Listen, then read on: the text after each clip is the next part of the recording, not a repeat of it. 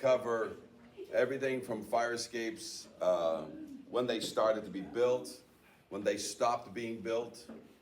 So we'll answer all your questions, and it's going to be interactive. So tell me if it becomes a monologue here. I do sing. I do sing in a band. I do karaoke with my dad, who's 86 years old. But that's only when things get really dull here. I'll start singing. I have my tracks here with me just in case.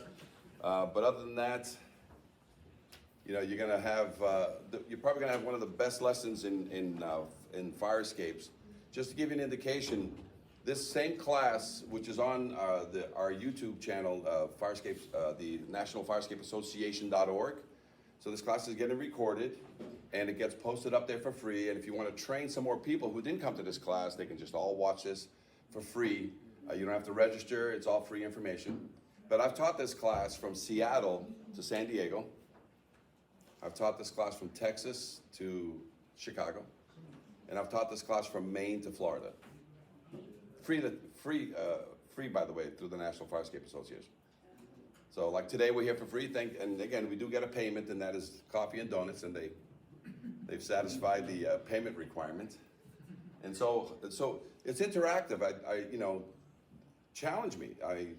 I'll give you my credentials in a second, but you're gonna find that this is something that, it's not something I chose, it's something I was born into. So I'm gonna talk a little bit about that in a second. But if I'm in your way, again, the recording is happening, so let's, I gotta see if this thing is catching back there, is it? Oh, there he goes.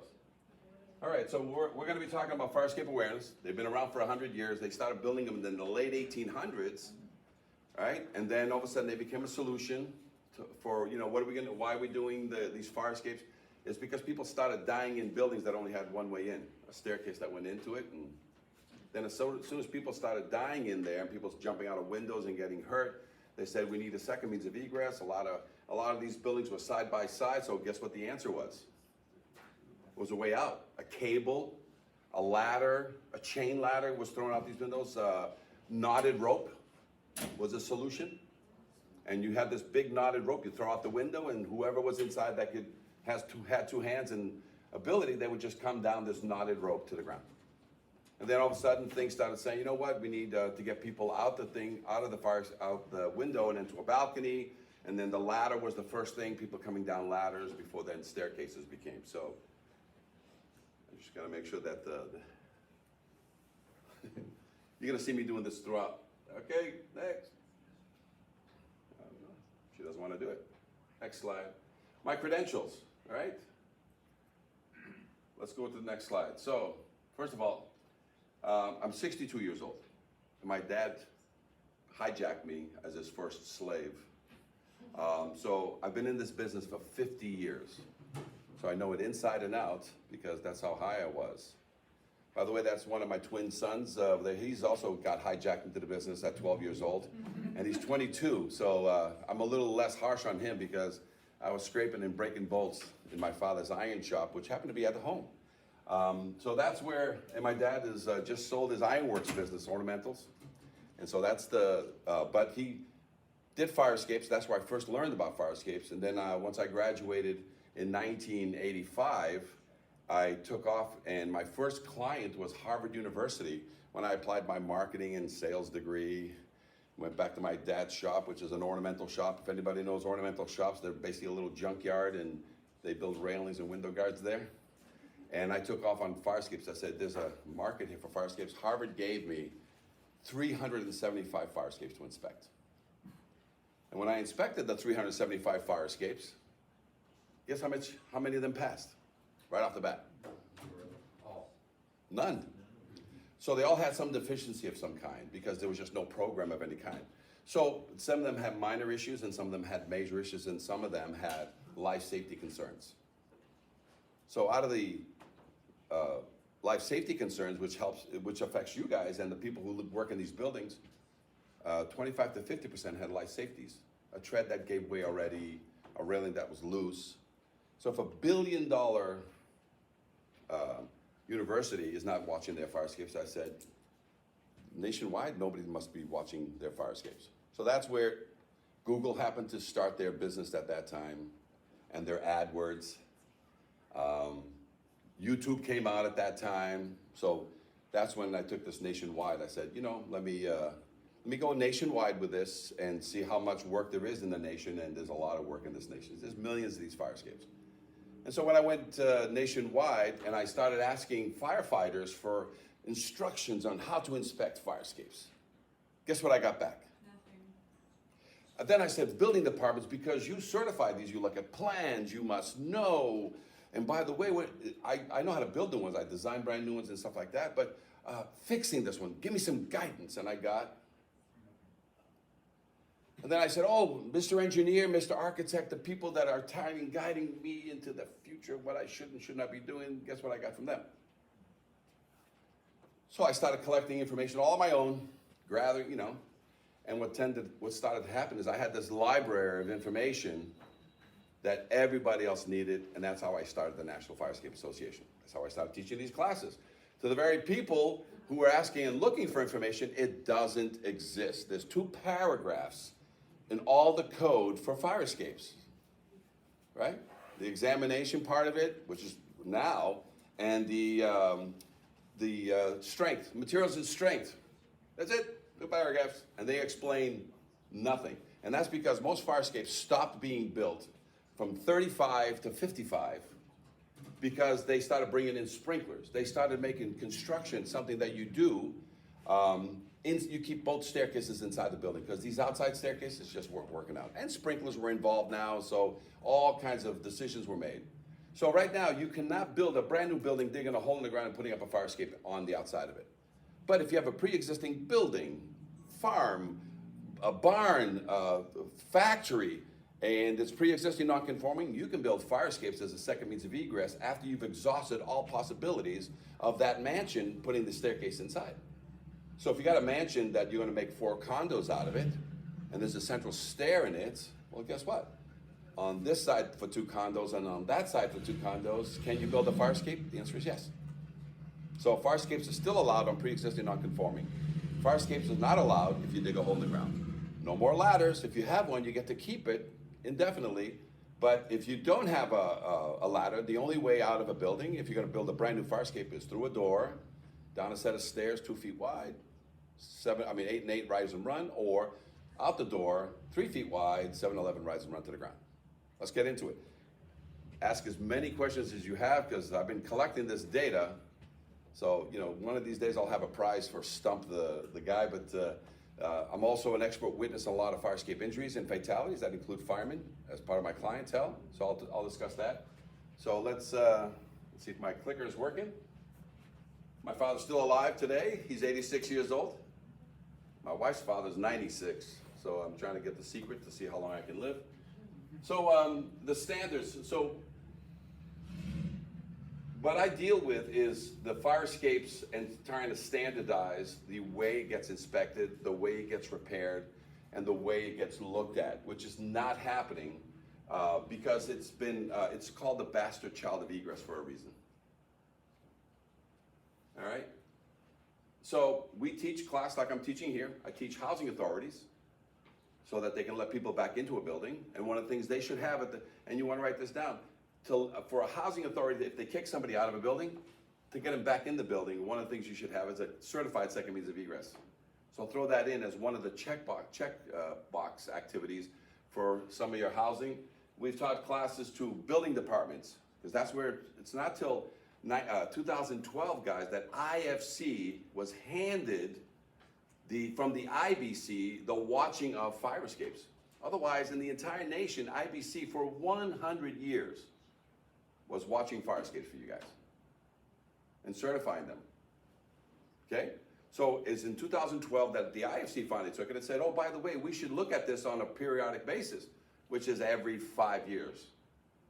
Not till then. So can you imagine 100 years where the rule for the building department was what?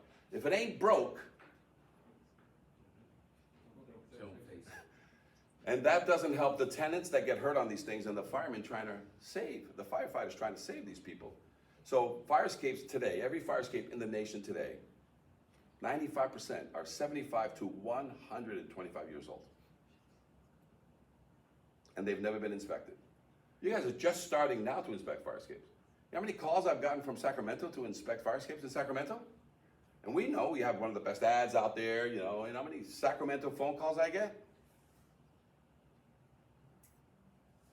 You're writing them, right?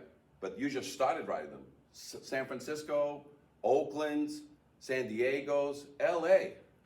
Anybody here from LA? LA has the Reg 4. We're going to talk about the Reg 4, Regulation 4. They inspect their fire escapes every year. The ladder only. I know, I'm a Reg 4 guy. You know they've never done 5-year in any of the buildings in all of LA? There's no 5-year requirement, even though the code just came out, guys. Can you imagine every building in LA not having a 5-year structural certification on it? We're going to cover that. So, East Coast to West Coast, we've taught these classes, and again, in some cases things go right, some things go wrong. I'm going to be talking about Portland. They have one of the best, just recently, one of the best codes in the nation. They all of them are using 1104 or their variation, because you guys have chapter 10, but it was the 1104 converted to chapter 10. But their exceptions to the rule is what we've been teaching. We've been teaching them for over 15 years, and somehow through osmosis, one of the best codes in the nation is sitting there. But the base code is the IFC 1104.16. But the exceptions is what you guys need to absorb into your code. You'll love it, and when we get to it, we'll cover everything there. Got it? So let's take a look. Let's start the back of this book. Take your piece. If you want that and you want to rip it out of here and stick it, this is Boston in 1975. Okay? So what changed Boston, which has one of the best IBC codes, because of this picture? And that is in 1975. And what happened is a fireman, as you can see there, he's there. He survived by one-handing that ladder. And that's the 4th story. Sadly, this won a Pulitzer Prize, by the way, in 1975. But look what happened. He grabbed on. She tried to grab him. She fell. Her niece fell with her. And sadly, the niece survived. The aunt died. The fireman survived. How could that be? These fire escapes are built for, 100 pounds per square foot. But if you don't ever maintain them, okay? And because of that, Boston came out with one of the best codes. And every 5 years, Boston was the only IBC code in the nation, because they stuck it in there because of this fatality. Because as you guys know, some of the best code is written in blood, right? You want a code that protects children? Just kill a bunch of them. And then a code will come out to not kill anymore. Old people, just kill them first, and then you say write a code that stops that from happening. That's what happened here in Boston. 1975, guys. So it wasn't until 2012 the IFC finally said, what's going on here, IBC people? We got this. Because IBC builds things, and IFC does what? Maintains things. So, and you know what they handed you when they brought you the bag of code from the IBC? Came in a brown paper bag. They stuck it on your side of the fence, and they lit it on fire. So a lot of you guys got nothing from the IBC side. Nothing. You're just like, hey, you take care of fire escapes from now on. That's what we're doing today. Okay? Most of my classes, 40 states out of 50 states is IFC. I teach this to fire prevention all over the country. About 10 of the states are still IBC. So I have to teach the IBC guys to play nice with you guys. And I know you guys don't play volleyball very well. It's a problem, you know what I'm saying? But they have to start making sure these fire escapes are looked at every 5 years, which is not the norm for them, to maintain an existing fire escape that's almost 100 years old. Right? So, let me see if my clicker's working. Otherwise, I have a manual clicker over there that, I don't know, I don't know if that thing needs to come on top somewhere, but, is it? Oh, sorry. Let's go back one. Go back one. All right, let's take a look. I'm going to refer to a few things. This is on the back page. This just happened last year. A new Boston mayor, Mayor Wu, one of the first women ever to be a Boston mayor. And she, this article came out. That was one of the people interviewed for this article. And it said out of the 9,000 fire escapes we have in Boston, only 3,000 in the history of all the fire escapes have a current certificate on it. When she read that, and everybody called her up and said, what's going on, what's going on? We had a class with MBCIA, and Boston belongs to the Massachusetts Building Inspectors Association. They never would attend those classes. I had over 20 Boston inspectors at this class. And guess what they were going to talk about? Fire escapes and how important fire escapes are, and that it's, you must and we have to. And so that was all because of that article. And a lot of times it's because there's an injury or a fatality, and I'll talk about a fatality where a welding witch doctor killed 2 Boston firefighters, and we're going to talk about how welding is not going to be a cure for some of these fire escapes that you guys have.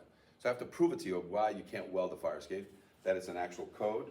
So besides, let me just, while we're briefly here, so we have, if you look at the front page, you're going to see the code, your code 2022. Surprised a lot of you guys, right? Some of you are like, oh, we got so many things to deal with. One of the things we should not talk about today, or maybe we will, the SB 721 code that's been out since 2019. Anybody know what that is? SB 721, no? You guys remember the Berkeley collapse, right? That killed 7 or so people? Yeah, in 2019, when we were just going into COVID, the state decided to make it a requirement that every wood balcony on a building must be inspected every 6 years. Any wood structure that is not part of your fire escape. So SB 721, you should write that down, is already in action because everybody's supposed to have every wood balcony in the state of California inspected by 2024. So in 2024, we're gonna have we're already getting a rash of calls now, but just so you know, not just fire escapes I'm gonna talk to you guys about today. I'll mention the SB 721, which has been enacted in 2019. And it's 326. 721 and 326 is the same code. One is for HOAs and the other one's for condos. But it's basically saying every wooden structure that is a balcony that is not a fire escape, and every staircase made of wood that is not a fire escape, that is part of a building, must be inspected. Check the code, SB 721. But we'll stick to fire escapes. So guys, if you keep going, there's the San Francisco Fire Code. For them, this is, you know who put this out? Was it fire or building? Nope, it was housing. The 604 in San Francisco, the 604 and the 908, which is a 5-year and a 1-year, they've been doing it for over 25 years, guys, way before this code came out. There's only one flaw in their code, or in their ordinance, and that's from the being managed by the housing, and that is if you have to have physical people sleeping in that building for it to fall into this code. Otherwise, you have an office building and nobody sleeps there at night. Guess what? Not subject to the ordinance. All right, let's take a look at some of these these are the Los Angeles confidence test. A confidence test we're gonna cover today, all these confidence tests. So you can just copy and paste, right? The one you should copy and paste, ready to go? Just wipe out their logo over here. Long Beach. Look what Long Beach did. They went out and did if you're gonna copy one with all these questions, these are all questions that I created over 20 years ago that some people have adapted, they've augmented it. Long Beach, you wanna copy one right out of the box? Call Long Beach and say, hey, we're gonna copy everything you just already did. Save yourself a lot of trouble. They've already gone through all the questions. So copy and paste, call them up, or we can give you this information and just put your name of your city on here. And this is a confidence test. You know what this confidence test is? It holds architects here, not here anymore, engineers here, not here anymore, and it holds fire escape inspectors here, not here anymore, because they don't want your opinion. They want you to yes, no, and sign this document so that in case you lie here, you're gonna get in trouble. You're gonna look at that fire escape like you've never looked at it before while you're charging these clients whatever you're gonna charge them. So, and then at the end, they want a sticker on it. Guess what they want? Depending on what the outcome of your fire escape is, they want a red or a green sticker with your name on it and your phone number in case something happens on that fire escape. in the next 5 years, we can reach out to whoever correctly inspected that or wrongly inspected that, and it either hurt a tenant or hurt a firefighter. Long Beach, right? These are tags. We're going to talk about the tags. So the tags is what Long Beach has here, but there's 3 color tags that we tend to use. White for certified, yellow for under repair but still functional while it's under repair, and then red, obviously, this thing is a danger to everybody. You need to have a fire watch. You need to have the building vacated if necessary, okay? The Oregon Fire Code, we're going to talk about that today. It's here. So you're going to see that the Oregon Fire Code copies your code, the first 2 paragraphs. Yes, question? Yeah, I have a question. We have a fire escape on a building. Let's go there now. It's a neighbor, what's that? I said, let's go there now. Everybody Yeah, follow me. it's one of our neighboring districts, actually. It's not our area of responsibility, but they just recently did a major renovation of this. It's a historic building. Is there things, you say that, they don't build them anymore, but are there things that you can kind of hold them to if they're doing a renovation type of a thing to reinforce or of course, yeah. do anything with that fire escape? Of course. We've had them storing bikes and stuff on one of the landings and trash. Yeah. The trash guys that use it as a dumbwaiter and. Yeah, we'll cover all of that, but yeah, the fire escapes. Just so you know, we're not trying to. We're going to talk heavily on load testing today. Okay. But just so you know, we're not all about load testing. You're all about restoration of the system. As soon as you fully restore it, there is no load testing for the next 15 to 25 years. It says that on this Oregon code right here, which we're going to cover. It says that. They put it in there to say, hey, there's an either or. The NFPA, the Life Safety 101, says the authority having jurisdiction shall accept by load test or other evidence of strength. We're going to discuss what other evidence of strength. And Oregon made it easy for you because they put it in their code just what other evidence of strength really is. Well, here's a copy of it. What I recommend is that each one of your cities bring in, don't wait for the state, this exception part of it, the part that we're going to go over, somehow adopt it in or use it as a reference, whatever you have to do. You're going to love the best code in the nation is sitting in Oregon.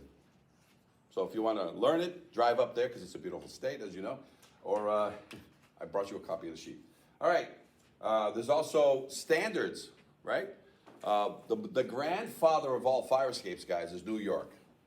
Where they started building them was New York. Where they started fixing them was in New York. And where they started prohibiting certain activity is in New York. So they made it a code specific to what we call welding witch doctors. We're going to talk about them today. And it says right here that no field welding is permitted in the repair of a fire escape. All repairs must be bolted or shop welded.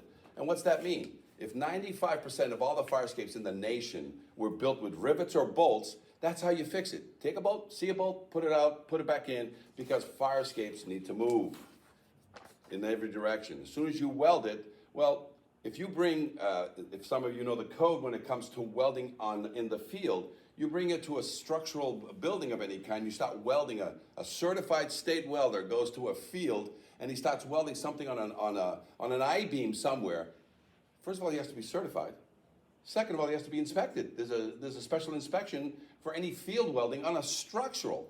Now you've got these guys welding fire escapes because it's cheap. We're going to explain why it's cheap to weld a fire escape in the fire escape because nobody's watching, nobody cares. But as you know, they don't pull fire permits. And in Boston, a welding witch doctor killed 2 firemen on a fire that started. They were working on welding this building, and they caught this shed on fire, and this shed burnt the whole building, and it was a 5-story. And the firefighters got inside. There was 60-mile-an-hour winds that day, but when they broke windows and stuff, just sucked it into the building, killed 2 guys. So welding witch doctors, not on our watch. We're going to talk about why they can't be utilized as a permanent repair. But there's one state put it out as a law. You cannot. Now, can I take a component of the fire escape, bring it to my shop and weld it and then bring it back and bolt it back in? Yeah, it says right there. All right, so we're going to cover that today. Lowell is an IBC model for the country. And they cover how to inspect. All these questions were questions I designed for them, right? And they also have a load testing component. Because if you don't want to refurbish your 75 to 125-year-old structure, you're going to load test it every 5 years. And these things cost $5,000, $10,000, $15,000 to load test a fire escape system, okay? So, and then they also have the annual checklist. Like San Francisco, they make you check the ladders every year to make sure that and the cantilevers. All right, so if you want to have a 1-year inspection, which we highly recommend, and by the way, you know who can inspect the 1 years? The people who own the building, the management company that owns the building. You can use, to keep it simple, you can have, during your 1-year inspections of any building, you can have them fill out this and you say, well, who checked it out? Was it you? Was it a welding guy? Was it your management company? Was it an inspection company? Or was it just your somebody's gonna sign here saying, it's 3 questions. Is it painted? Is there any bolts damaged? And does it move? Is the thing functional? That's the 3 questions for the 1 year. And you can collect this document every time you do an inspection. All right, so that's here.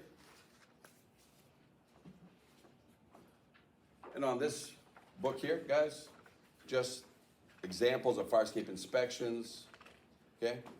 It has that great picture in the back, it has that great picture on the front. We're gonna talk about, can a fire escape hold all these firemen on a fire escape?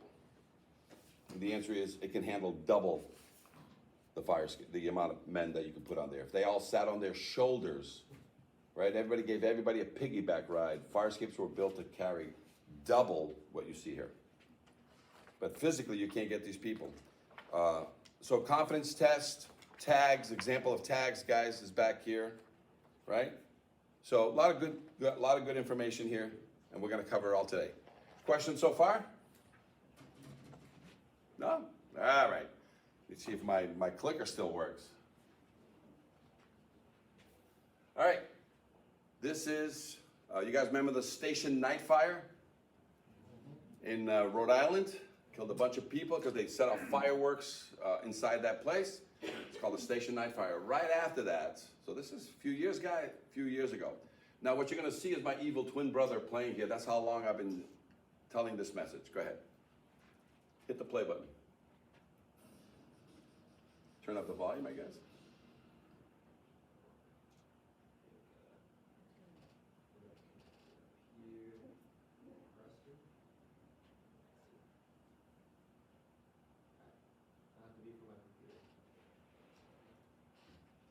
We were going to test drive this, but you guys were in a meeting. So sorry about the low volume.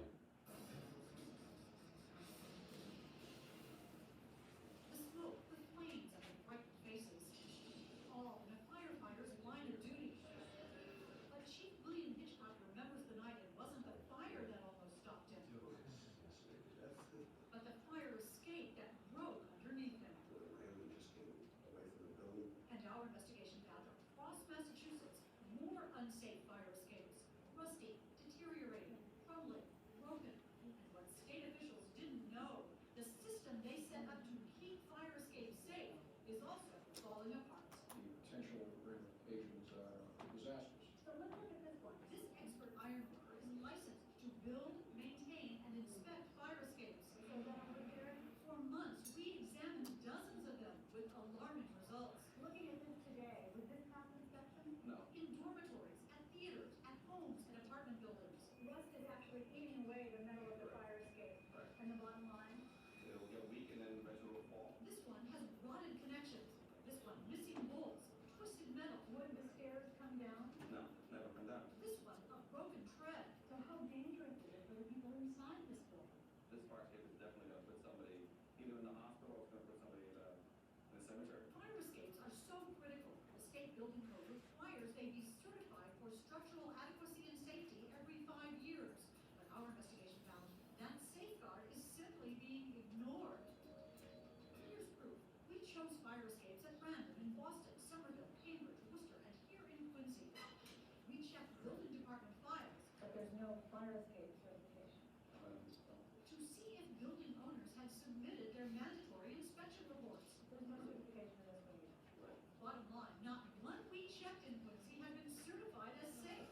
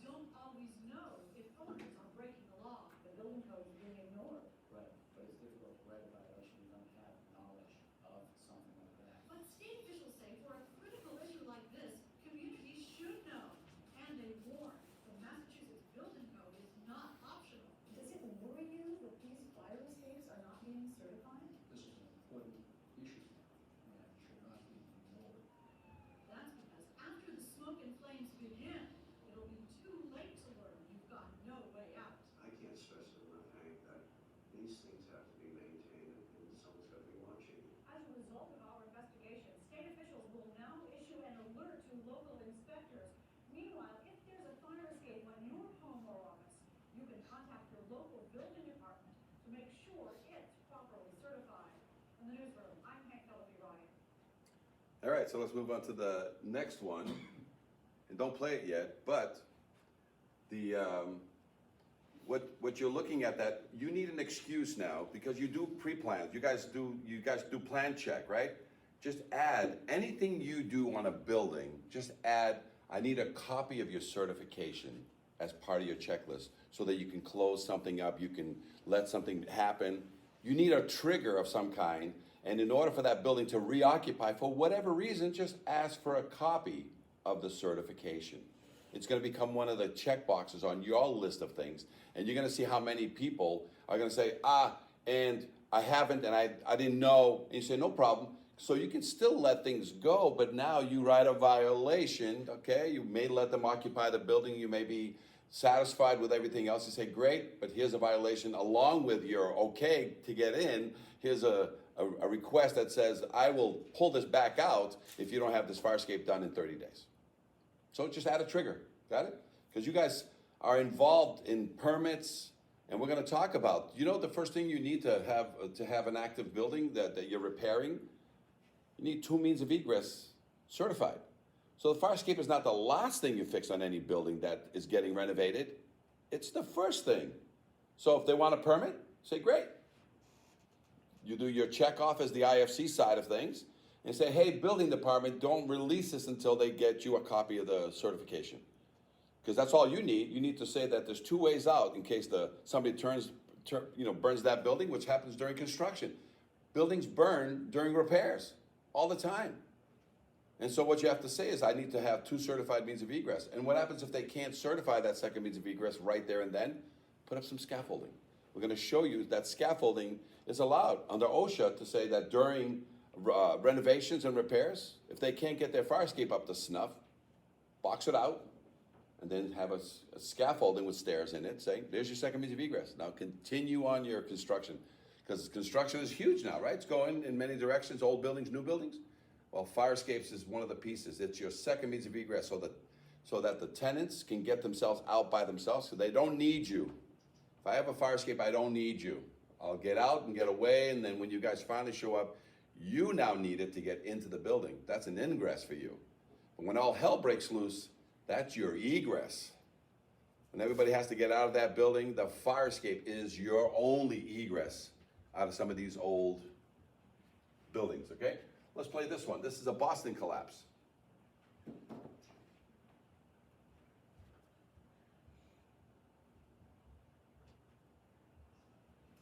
a look at this shopping mall caught on camera in Hyde Park, and we do want to let you know the woman in this video is going to be okay. Wood structures. This is a fire escape. NBC 10's Mike Manzoki joins us live from Hyde Park now with a closer look at what exactly happened there, Mike. It all started on the top deck, and that's when the woman walked outside this afternoon and seconds later found herself on the ground several stories below after crashing onto a car. And tonight, investigators are trying to figure out what exactly went wrong. This dramatic video shows the moment the Hyde Park woman fell through her third-floor staircase, crashing onto the deck below before heading over a railing head first and landing on a parked car leading. She didn't go over, she went through. Happened on River Street Friday afternoon. I heard a loud boom, so I thought it was a car accident. Neighbor Ariel Davis rushed over to help the woman. She found her banged up, but otherwise okay. So I went out and I saw my cousin's friend like on the ground, so I ran and to see what happened, and like the stairs was collapsed and like she was on the ground, so I helped her up and she had like bruises and stuff. We spotted city building inspectors taking photos of the mangled deck. The district fire chief has concerns and questions. Just by looking at it, anyone can tell that the craftsmanship isn't correct. It's still unclear why it collapsed, but it has had problems in the past. That notified the building department to come by and scrutinize the building. And it's been reported to us that there's a history of negligence in this building. Davis is just back someone parked in the driveway before the accident. She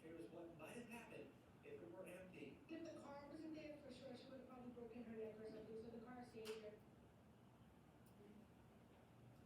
And that woman is in the hospital tonight. Neighbors who helped her out say on her head some bruises, cuts, and ripped clothes. She appeared to be okay. For now, we're live in Hyde Park. Mike Van Sunny, NBC. All right, so let's move on to the next. So let me give you a little history on her. She didn't live in that building. She was a friend. She was a guest. She wasn't using the main staircase. She was using the back staircase just to go down the stairs. The whole staircase gave way because it's an all-nailed wood fire escape.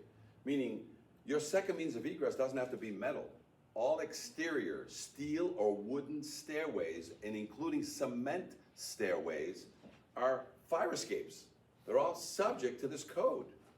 So you have some older buildings that there's wood in the back and they get out of the second or third floor. That is a fire escape that needs to be examined every 5 years. So she fell, and she fell from the third floor down to the second floor, and then that railing, which is all nailed, was supposed to hold her inside. She just went through it because when I did the investigation on that, all the wood nails had been eaten.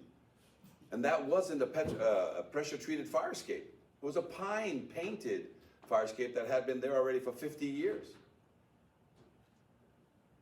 So a lot of people don't realize that a pressure-treated fire escape system has to be totally replaced after about 25 to 35 years because it just wiggles itself apart. Pine was supposed to be replaced in less time because not everybody paints. There's a lot of dry rot, wet rot, critters that will eat it. So every structure you guys have in every building that is 75 to 125 years old and it's the exterior is required to be inspected under your fire escape law.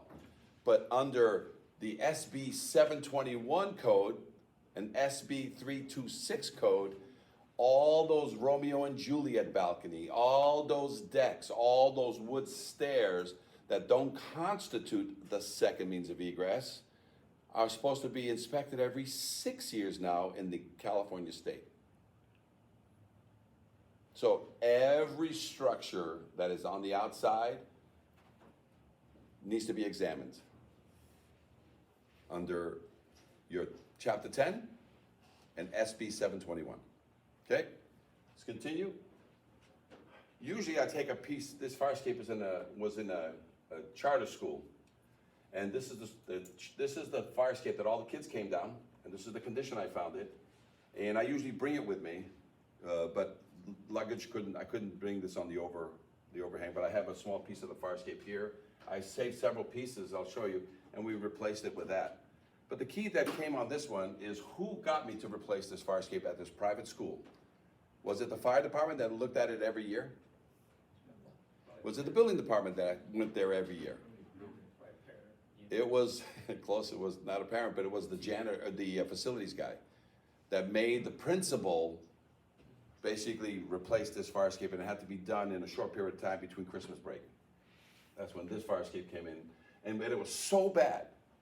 It was so bad that it had lead paint. It had everything wrong with it.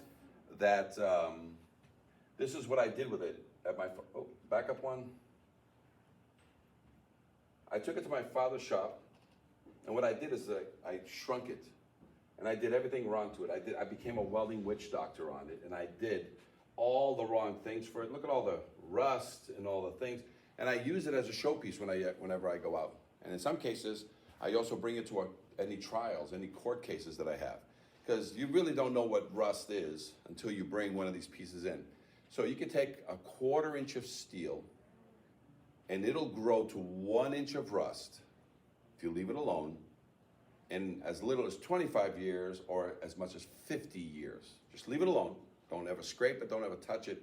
A 1/4 inch of new steel will become 1 inch of rust. And it'll tear any tread apart, it'll tear any brackets apart, it'll destroy bricks in the building, it'll destroy anything in the ground, guaranteed to rust. We call it rusty gold. If you're fixing it, you know what I'm saying. So people don't know what rusty gold means. That if you're fixing that stuff, there's money to be made, and it's just not gold in California. There's rusty gold throughout the whole country.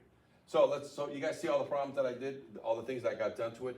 This is just to prove that this is what welding witch doctors will do in your city. This is a temporary repair. You can't let this. And by the way, nobody's gonna pull a fire permit. Nobody. And a lot of these wood structures, a lot of the wood in and around a house is just gonna go up. So no, welding is not allowed as and it's a law in only one state, but you guys understand if it's illegal there, it's illegal here, right? Unless your state wants to sort of put it into, but nobody cares about fire escapes. So this is what happens sometimes when we show up at fire escapes. Imagine in the middle of the night as a firefighter, you're coming in, you're not gonna see this in the middle of the night. This is a city hall.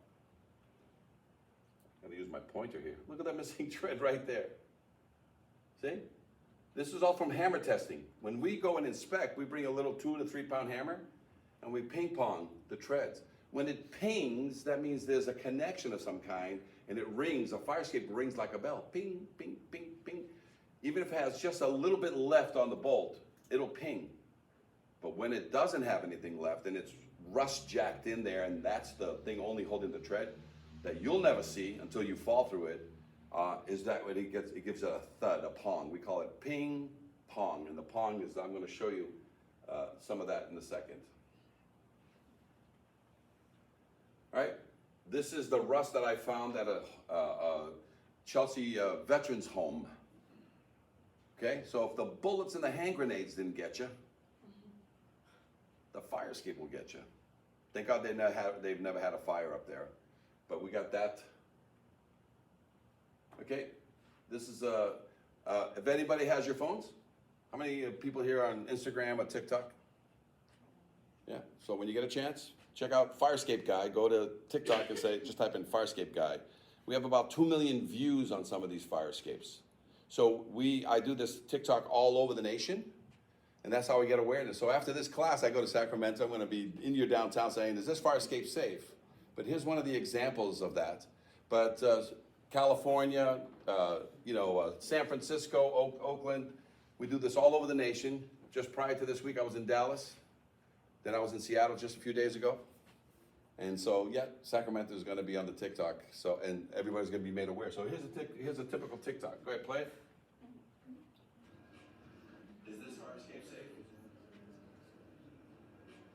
Let's take a look. All fire escapes must be structurally sound and must be kept painted. So obviously, nobody has painted this fire escape for 25 years. What happens when you don't paint fire escape? Rust is allowed to grow in a connection. Let's take a look at all these connections. Look at all that rust, huge amount of rust there. On the right side, look how green that is. That's all rust by somebody who didn't do the job correctly. They put in new bolts 15 years ago, but they never removed the rust. So this fire escape does not pass today. Now, it's the law. You must inspect your fire escape every 5 years and have a certificate on it. This thing does not have a certificate of any kind. But whether you own or you rent, there's liability here, because if anybody gets hurt on one of these treads giving way, the insurance company will not pay the claim simply because you have a non-certified fire escape. And you were taken by what we call the welding witch doctors, where they put in bolts for you, but they don't remove the rust because that takes too long. This is not safe. Firescape Guy. So go check us out. Like us and send us all to your friends, because what we're getting is the people that live in these homes. They're the ones watching this and sending it out to friends and other people, because they didn't know that there's a law requiring every fire escape to be inspected every 5 years. Well, Sacramento will know shortly, because we'll do some TikToks after this class.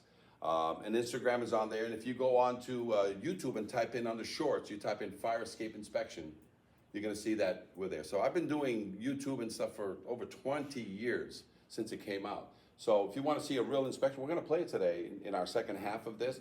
I'll play a fire escape inspection here in California somewhere. Could be LA, could be San Francisco. And you'll see just how intense and focused a fire escape inspection must be for us to get every connection. And that's what you want. You don't want a guy just eyeballing it from the ground and saying it's okay and getting $200 or $300 in his pocket and here's a certificate. Now everything must be inspected and load tested. Or you can avoid load testing by doing what to your 75 to 125-year-old structure? Just change every bolt. Every bolt? Every bolt. Even if it doesn't need it? Even if it doesn't need it. Because now other evidence of strength is that new bolt. I'll sign off on a new bolt all day long. And if somebody gets hurt on that new bolt in the next 5 years, guess who we together sue? We sued the bolt manufacturer for this bolt that clearly allowed itself to shear. Everything on a fire escape has a power of 4. There's 4 of everything holding a fire escape together. So can I lose a bolt and not get hurt? Can I lose 2 bolts and not get hurt if they're opposite each other, for example, on a tread? Yep. Do you understand? So the power of 4, these things were built so heavily and so, with so much redundancy in it. But you know what happens to grandma when she turns 75 to 125 years old? Either the hip gives or something's going to give. It can't sustain 75 to 125 years of no maintenance, no activities on it. You guys understand? But otherwise, once it's refurbished, to be able to hold your entire staff on that fire escape, yep, double. Because 100 pounds per square foot is a lot of pounds. And you can't put enough physical humans on a fire escape, okay, to equal 100 pounds per square foot. That's how overbuilt fire escapes have been since the 1900s, okay? So TikTok. Let me give you an example of this. You're not gonna get insured. My first case as an expert witness was a firefighter in New York. He went through a fire escape and he fell through 2 or 3 treads, opened up and he just fell through. Came back down, went back up. He's 28 years old, went up, broke a window, got a lady out, came all down. It's only after all that, and he hurt his back in such a way that he got disabled. Couldn't be a firefighter anymore. The difference in this case is that, workers' comp, disability. The difference in the case is that he sued the owner directly because the owner didn't maintain that fire escape.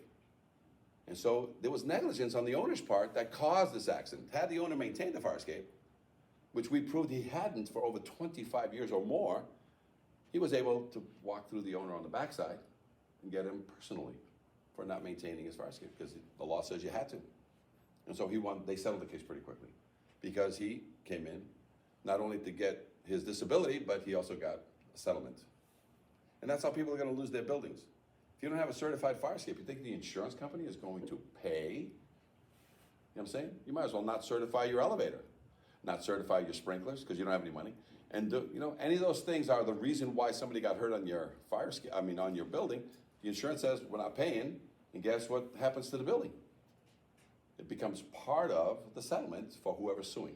So if your fire escape is not certified, that building, okay, the insurance company could deny claim. And has. I'm an expert witness. Here's another one.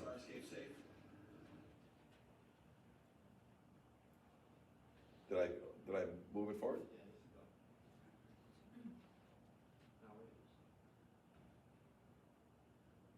Nope. You want to play that TikTok? Oh, I'm sorry. Next.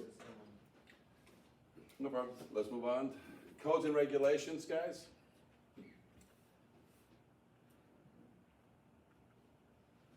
Okay. Oh. Is it me and you over clicking? Next one. Okay. So when do we use each code? Design, IBC. You can't renovate until the fire escape has been certified, not at the end, at the beginning. OSHA is going to come into play. We're going to talk about OSHA. Make the fire escape operational. You know what I'm saying? So can a fire escape be turned into an operational system right off the bat after an inspection? The answer is yes. You can make it operational until such time that it's certifiable, meaning all the rust has been removed. So IBC versus IFC versus the NFPA. So you're going to see that the IBC builds it, the IFC watches it, and since 1927, the Life Safety Code was the only thing you had regarding fire escapes. The authority having still there today. The authority having jurisdiction shall accept by load test or other evidence of strength. They don't have a 5-year. We're working with them on this to see if we can push in a 5-year. And we're also looking to see if they'll put in the exception that says, better define other evidence of strength, which Oregon already did for you. What's other evidence of strength? We're going to show you what that code means so that you guys can have a clear understanding that when you merge all 3 codes, everything starts making sense. Oregon did that for you, okay? Okay. This is the maintenance of for 100 years. Please watch your fire escape. Can you fix it? This is the IBC. With a threshold, please do this every 5 years. This is IBC with some states or some cities saying we have adopted a 5-year, and Boston did that because it killed a person died on a fire escape collapse. You know, today we have is this, do it every 5 years, but prove it to me you did with a document. And that's a confidence test that has at least 25 questions, and each one of those questions is for every specific component on the fire escape, saying that I looked at every single one of these, there's no internal rust, it has new hardware or has been load tested. That's fair, right? It's a confidence test that anybody who wants to make money, you're a structural engineer, you're a registered architect, because the code is very clear, design professional or others acceptable to the building official. So I'm going to talk about others also in this, okay? This is the Massachusetts Building Code. All exterior bridges, steel or wooden stairways, and fire escapes. So all exterior. And then egress balconies that go over in some of these townhouses or row houses that are right next to each other, where you go window to window, which was allowed. Okay? So that's the code that was the #1 building code in the nation. Still is today. But as you saw in that Boston piece that I did, everybody forgot about it, right? Because they started looking at all the cities 25 years later, 30 years later, the code sort of wanders into the background because there's no enforcement. Could happen here. You guys are all on this new fire escape kick. Maybe 25 years from now, I'll still be doing a class and saying, hey, you guys had it in 2022, but you ignored it since, and look what happened with fatalities. That's why you have to add it to a checklist. So if you're part of the building department, it's got to be a checklist request. Where's the certification on the fire escape? If it's your fire, if you're checking plans, it's going to be one of your requests that says, hey, I need a certification on your fire escape before I let you guys start demoing the building or working in the building while it has other people.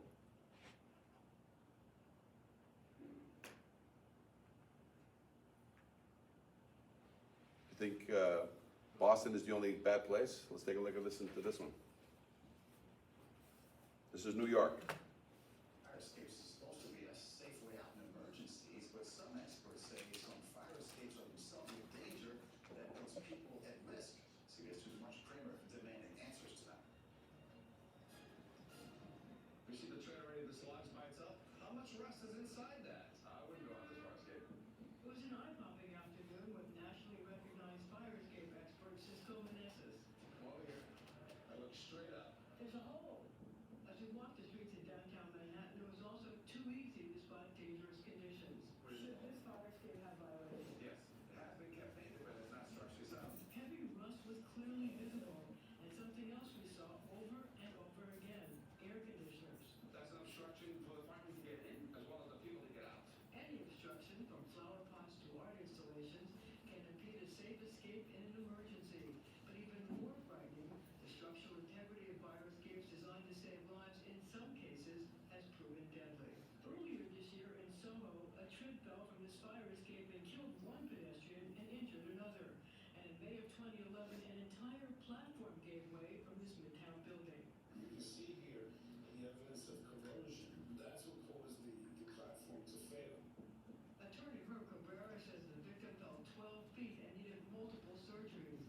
The building eventually settled the lawsuit for millions. You gotta live with pain for the rest of your life. According to the Department of Buildings, there are about 200,000 fire escapes in the city, and they are all required to be maintained by building owners. In buildings 6 stories and above, fire escapes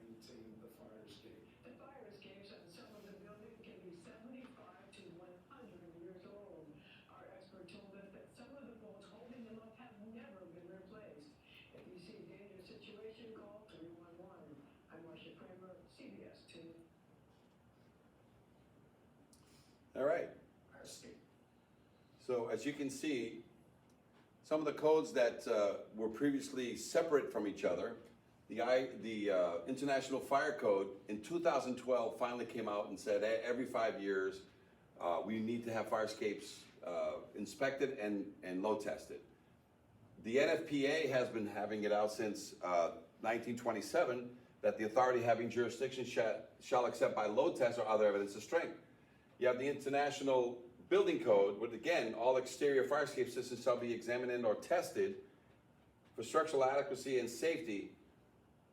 So in this part of the code, the IBC kind of gave way in 2012. And everything, so right now in the International Building Code, you go to talk about fire escapes, it says see the IFC. But some states still, like Massachusetts, it still holds all fire escape certification under the IBC. Why? Sometimes it's money, sometimes it's related, but 40 out of 50 states, it's IFC that controls everything associated with fire escapes now, since 2012. And you guys, was only 10 years later that you finally adopted it. So just because it came out in 2012 didn't mean you adopted it. You guys adopted it in 2022. So the important part here too is, does it have the international? Nope, I'm gonna do the OSHA code in a second. So, there's another TikTok here, let's play this one. Hey, fire escape guy. Let's see if these treads are safe for me.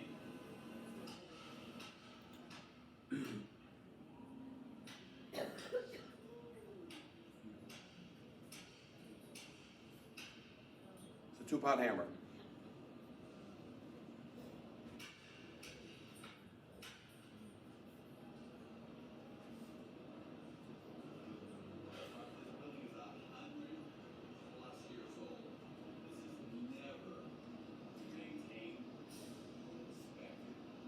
There's a missing tread right there that you saw.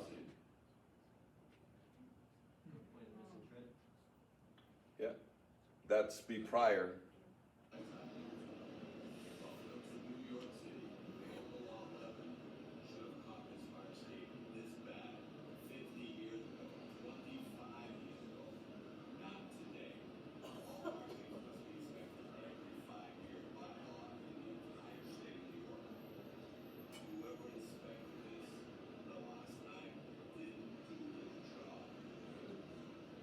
So this is what is going to hurt the firefighters going up. It's going to hurt tenants on their way out trying to self-evacuate. And so what happens is the firefighters, you're relying on that tread, but you need some sort of documentation. You need some sort of tag that says when I get to the building for 7 to 10 feet off the ground, you need to see that white tag that says this fire escape has been inspected within the past 5 years and passed the load test. When I went up this fire escape, the reason why we were called in there was by the insurance company. Because the guy wanted the whole fire escape replaced. And the insurance company says, you can maintain this fire escape indefinitely as long as you change the bolt. So what happened was on the 12th story, firefighters were up there breaking into this 12th story where the fire was. As they were breaking in, the actual platform pulled away from the building, and then only one through bolt left held them all on that upper platform.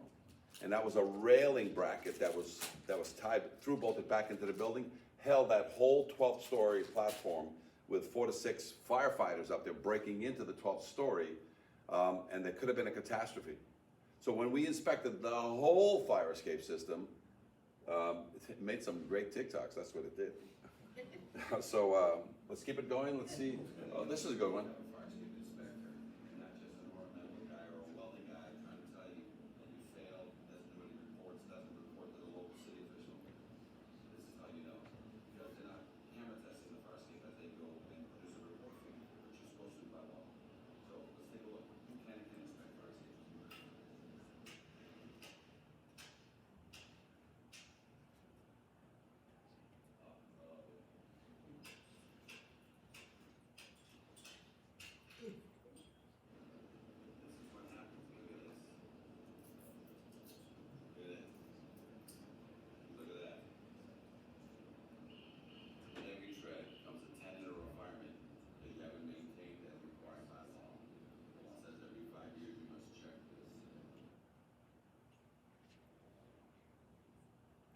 Shocking?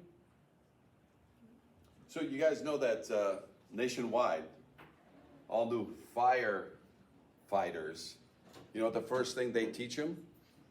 In the East Coast, and I'm sure they teach them here, in case of fire, don't use the... That's how you guys are trained today, nationwide. In case of fire, don't use the fire escapes, because the IBC did what with it when on their watch? So now they throw it to you, and you guys now need to get it on. If the system's already ready, just copy any city. I recommend you copy Long Beach, because they got all the paperwork, they've done all the questions, and that's all it is. You have to ask 25 questions, you have to inspect, you have to hammer test. You know, they're gonna pay me to go up these fire escapes, you know, my safety's first, right? Ping, pong, ping, ping, ping, ping, ping, pong, pong, pong, pong. Wrap some caution tape around it, now we have a life safety code. You know what I have to do in LA if I get a broken tread? I can't leave the site with a Reg 4 license that I currently carry. I have to call the closest fire station, have one of their fire trucks come down and do what? Take over and talk with the owner of the company. Yes, question? So is that a requirement by that municipality? Yep. Or is that a license standard similar to like fire alarm, fire sprinklers, where they have to notify the AHJ? Well, again, the notifying, so it's part of the requirement. So it says right as part of your testing for Reg 4, Regulation 4 in LA, guys, that's what it is. They cover everything that's fire protection. Fire escapes are a fire protection piece of equipment. So in LA, fire escapes are a fire protection piece of equipment. It needs its tag, it needs its certification. Sadly, in LA, till the present day, till today, they only inspecting 1 year on the ladder and the cantilevers only. They kind of want you to look at it and to have a very vague inspection, but right now, everybody that's licensed to inspect 1 year is not licensed to inspect 5 years. But the rest of your state, everybody else is doing 5 years. Everybody else gets it, and the law is very clear. All design professionals or others acceptable to the building official. And what is a design professional? That means any engineer registered with the state, any architect registered with the state, and any other acceptable to you that has an experience or a certification in that field of dealing with fire escapes. Could be a fire protection company that comes in and proves to you that they have somebody that has been trained in the fire escape realm of things, okay? Whether you want to accept them or not, it's up to you, because it says, or others acceptable to the AHJ, okay? That would be something that we would have to adopt locally to require any person that is allowed to do that to. It's already in the code. It's in the code for you already. Every code says design professional, others acceptable to the building official. But So, what I'm getting at is where they have to notify us for any insufficiencies, performance-based or testing. yeah. So if there's a life safety, it's usually, you're notified within 1 to 3 days of a life safety concern. So we automatically notify you when there's a 3-day. We tell the client, whether you want to or not, we need to notify. You need to notify the city official today that you've been notified that there's a life safety concern. They don't, we do. We'll lose a client because we get to keep our license to inspect another day. And we get your respect. Dead firefighters and dead children and dead mothers on the fire escape is, how do you explain that away? Do your job, right? So let's get on to the next one. Guys, we're shortly gonna be taking a break in about, another 5 or 10 minutes. And then we'll take a break, and then the second half, we'll get even deeper into questions on this. Because please, get to know fire escapes intimately, because you all will now have a certificate being trained in this fire escape. What you're getting today, no one, what I'm saying, other than the few that have gone to this type of class, knows this much about fire escapes. And this is gonna help you make sure you don't get any riffraff that comes in and kind of wings this fire escape inspection, because they don't wanna fill out that form. That question form that you sign, you can lose your license if you lie on that document. The exception, I'm sorry, let's go back one, please. All right, the code, the famous code. You know when I found out about this, guys? 3 months ago. 3 months ago, we were fighting because we taught a class in Portland, and Portland just went bananas.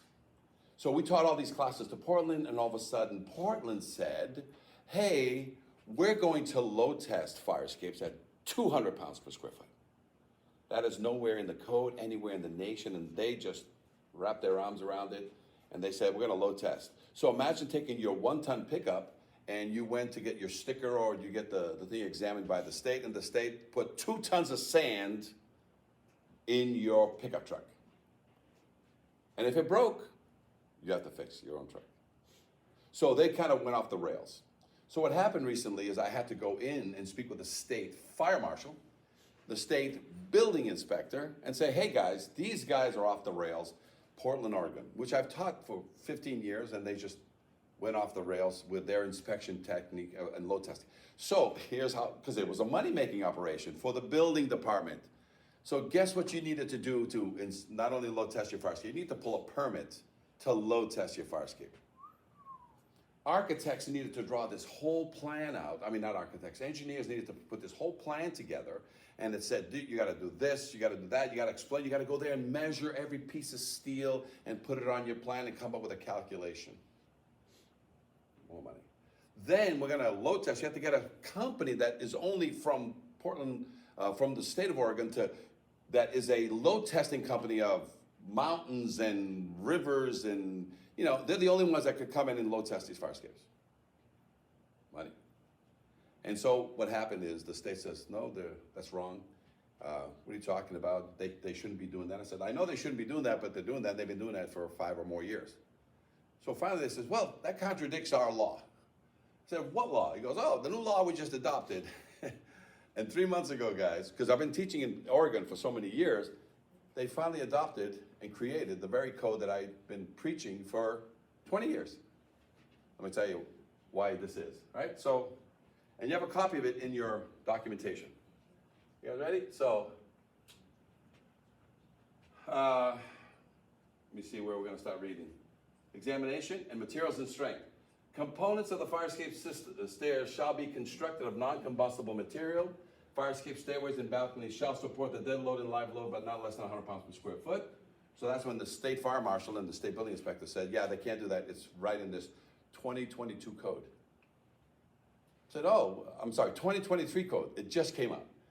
And I'm like, nobody sent me an invite. Nobody sent, hey. So that's your code. You guys got the same code, right? That came right out of the 1104.16. You guys are chapter 10.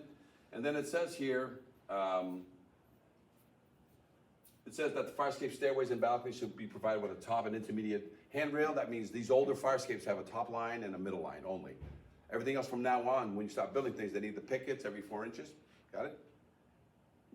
Let's go, examination. Fire escape stairways, rails, ladders, and balconies shall be examined for structural adequacy and safety in accordance with this section 1104 and the Oregon Structural Specialty Code by a registered design professional, any engineer, doesn't have to be structural, or others, or a registered architect, guys, understand? And others acceptable to the fire code official every 5 years, or as required by the code official. An inspection report shall be submitted to the fire code official after such examination. Meaning if you fail, you get a copy. Just remember that, guys. You don't get the certification when it all is said and done, because that's where everything happens in the background. May or may not be done correctly. You may or may not be notified that there's a problem there. The code says after such examination.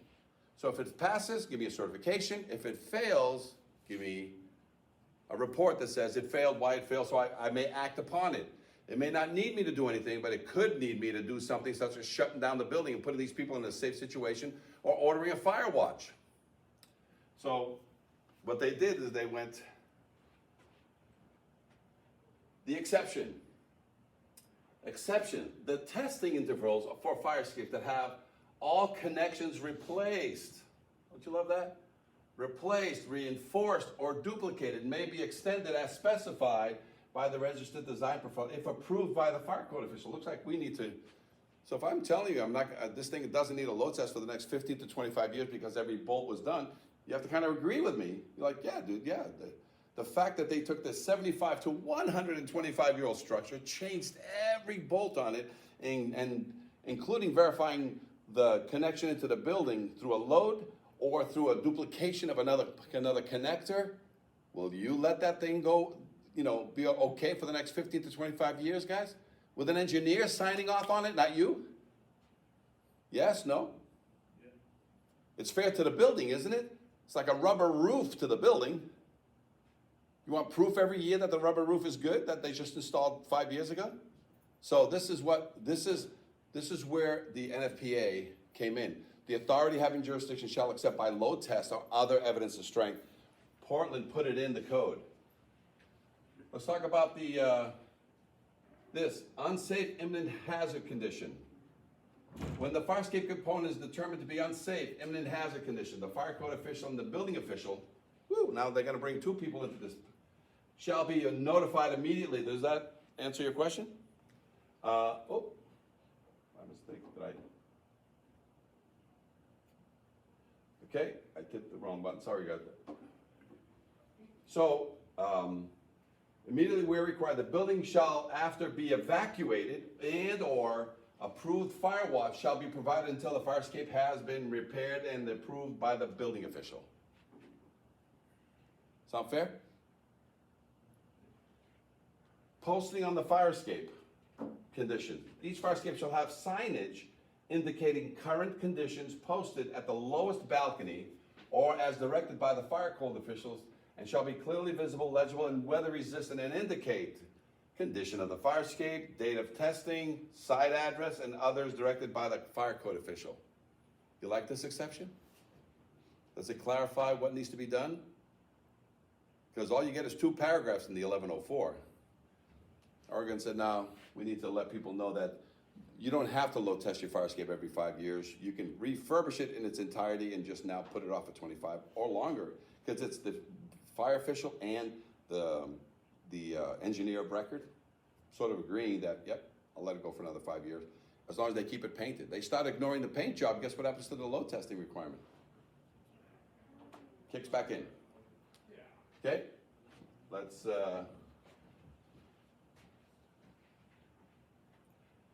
approved signage shall be provided for any fire escape taken out of service. Fire escape stairs and balconies shall have signage posted at each entry point of the fire escape, to the ladders posted in signage to the roof and the lowest balcony or directed by the code official. Termination. The lowest balcony shall not be more than 18 feet from the ground, and fire escape stairways shall extend to the ground or be provided with a counterbalanced stair reaching the ground. Meaning you can't have a fire escape ladder end 9 feet off the ground. Because the building code in the past said that you can build a whole fire escape and then 9 feet off the ground, you can make it a slide ladder that touches the ground. So what people did is they stopped at 9 feet and they never continued with a slide ladder. And so that's why when we go inspect fire escapes out there, if it doesn't get to grade to a public way, it's a deficiency. We say, hey, I don't care how long it's been here like this, little old ladies and kids can't jump 9 feet. All right? We're almost, as soon as I terminate this, we're on a coffee break, bathroom break, and we'll come back for the second half. Maintenance, fire escape stairways and ladders and balconies shall be kept clear and unobstructed at all times, and shall be maintained in good working order. They shall be maintained free of corrosion, which means what? It's got to be painted. And you know how many of them have silicone when they were first built? None of them, because silicone didn't exist. So now in this, to keep it from the corrosion, guess what we have to do to every connection, every gusset, every tread, every rail?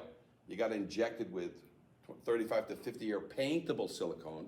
So when you bolt it back together, it squishes out, you run your finger, and in case they do ignore the paint job, guess what happens? Nothing structurally. Why? Because, question? Can they use like aluminum or something that won't rust, or does it have to be steel?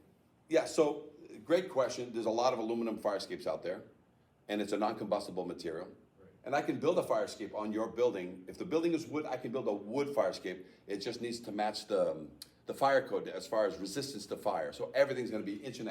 So can I build a pressure-treated fire escape? No 5/4 anywhere. Everything is 1.5 inches thick. The answer is yes. So you can match the building type. Otherwise, most fire escapes are painted steel. A majority of them here in California are galvanized already. So most of these fires require that they be galvanized and then put up on a new fire escape. But a majority of these fire escapes are black painted steel. And they'll last if you keep it painted. And steel, because everything is a 1/4 inch thick in every direction, it'll last. You just gotta keep it painted. And very rare, 1 or 2% of everything I've ever looked at in my entire life ever needed to be replaced.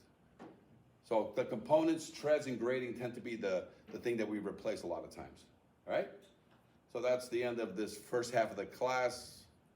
15 minutes to go grab another donut or coffee. Is that good enough for you guys? Yeah, lunch is on its way. Lunch? So now I'm gonna open, while we're waiting for lunch, you guys, you wanna take the break right now and then wait for the lunch to arrive, or questions? Anybody have any questions? Great. You indicated Firewatch. In your opinion, what does Firewatch provide?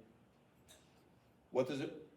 What does setting up the building for Firewatch, what does that provide safety-wise if the fire escape is deficient? Again, I've seen fire watches set up for a building where they have people inside, and it's basically the fire watches to direct, obviously smell smoke if there is any, and direct everybody towards the one egress that they have left. And it could be just one fire watch, it could be multiple people in the same building. They're inside, and they're there earning their monies, and until the building gets the second means of egress, which could be as quick as a scaffolding. You know what I'm saying? You can have a monster fire escape that needs $200,000 worth of work, and you can't get to it right away. It has to be scheduled or whatever. As soon as you erect a scaffolding with means of egress inside, satisfying either construction workers, which is the skinny one, 2 feet, if that's satisfactory to you, otherwise 3 feet wide, 7-Eleven, all the way to the ground. Another question while we're waiting for lunch? Question, go ahead. Yeah, so you mentioned that 10-pound hammer test. Is there some? 10 pound, 2 pound. Oh, 2 pounds, sorry, 2 pounds. Not 5. Ping, ping, it's like, yeah, it's you can't. So is Yeah. there some sort of testing criteria, standard that you follow? Yeah, so just so you know that if you go look for criteria anywhere related to fire escapes, you're gonna find what? There is nothing. Everybody thought that these buildings are not supposed to be up, by the way. Your 75 to 125-year-old buildings are not supposed to be up. We're supposed to be in the George Jetson era, everything up in the sky. But some of these buildings, because they invented duct tape, paper clips, and you know these buildings, that they're held together, these fire escapes are still on the back side. So some of these tests is industry standards that we've created. So for my safety, not yours yet, I ping pong my way up a fire escape. Very rare do I come from the top down, like I did on that TikTok there, is because I started at the 12th floor and I had to come down. But normally I go up ping ponging all the way up for my safety. And then if something gives way from a pong, I put some caution tape there. And then they're notified the city official. And I'll give you an example how quickly this goes, right? Just recently, I was in Boston and we did a famous theater in Boston. And I inspected all of their fire escape systems and came back with, hey, your fire escapes have some life safety concerns. This was a Thursday. Told them you have to notify the city fire department and building department. They have a great relationship. They always do the right things. The city fire and the city building came down and shut the building down that had this is on a Wednesday, and they had shows Thursday, Friday, Saturday, Sunday scheduled, and they shut it down. Never happened in my entire life, ever, and all of a sudden, because they follow the rules, I follow the Ryan rules, I reported to them, they have to report to the city, and they come down and shut down. We got our team, because we're part of a network, we got our network partners to come down. 5 network partners came down, and they started the emergency repairs on Thursday morning. By Thursday at 2 o'clock in the afternoon, we had secured all of that. Fire officials came down, building officials came down, said, okay, we're happy. And you're gonna start working on it right away, right? Yep, they were like, right away. And Thursday night show, till the present day, every show's been going on because there was an attack plan. But some cities are now saying, you know, whether 2 firemen died, which they did in Boston, fire escapes are taking it very, very serious right now. So can you shut down a building? Yeah. It's got emergencies? Yeah. Fire watch needed, evacuation of a building? Yeah. You have that kind of power because you don't want to play the game anymore. These things are 75 to 125 years old, and some of them have never done a thing to it. You know what I'm saying? And some of them want to do the right thing, and the right thing is easy. Evacuate the building, fire watch the building, or scaffold the building, and let's put this fire escape on mothballs until we figure this out. So, other questions? Still waiting for lunch? I was gonna, I think it says in here, but you guys also, with your test, you also, test the attachment to the actual structure, right? Oh, yeah, Whether it be like the mortar or. Sure, let's talk about what a 5x5 platform. 5 times 5 is 25, 25 times 100 is 2,500 pounds in that 5x5 box, right? And we have to yank on this bracket on this side, because there's usually 2 brackets holding that. So we can either put 2,500 pounds on the structure. We'll bring up water bags, we'll bring up sand, we'll bring up lead. You just lay it there, and then you put 40% of the poundage on there first, measures before and after to see if there's any deflection. Then you put 100% of that weight, so that's one way. Or you can load test the left bracket, trying to yank it out of the building, or you load test the right side bracket, trying to yank it out of the building. And sometimes when the staircase is attached to it, you give it a few more pounds, even on that. Sounds easy? So that's the verification that it's not gonna pull out of the wall. But now, let's talk about this 5x5. Most average tenants in that building are 150 pounds, men and women, right? And so if you get 10 of them, and you put them on this 5x5, can we get 10 people out of the building sitting in a 5x5 waiting for you guys to come and save them because for some reason they can't get out of the building? Can you get 10 people in a 5x5 box? If it's hot enough, but by the way, 10 to 150 pound people is only $1,500. We still, 1,500 pounds. We still got another 1,000 pounds to go. So they can get not only those 10 people, we can bring some more people in there, piggyback a few people, and that fire escape will still hold beyond that. Got it? Let's take firefighters. I got a 200-pound firefighter with 100 pounds of gear and tanks and whatever. Can I get 5 firefighters in a 5x5 box? If it's hot enough, right? But can I get them? So, and they weigh 300 pounds. 5 300-pounders is still only 1,500 pounds.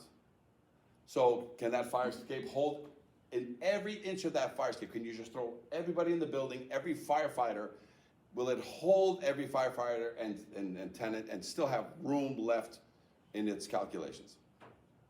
A certified fire escape has never hurt or killed anybody in this nation. But a non-certified fire escape has hurt many, many people.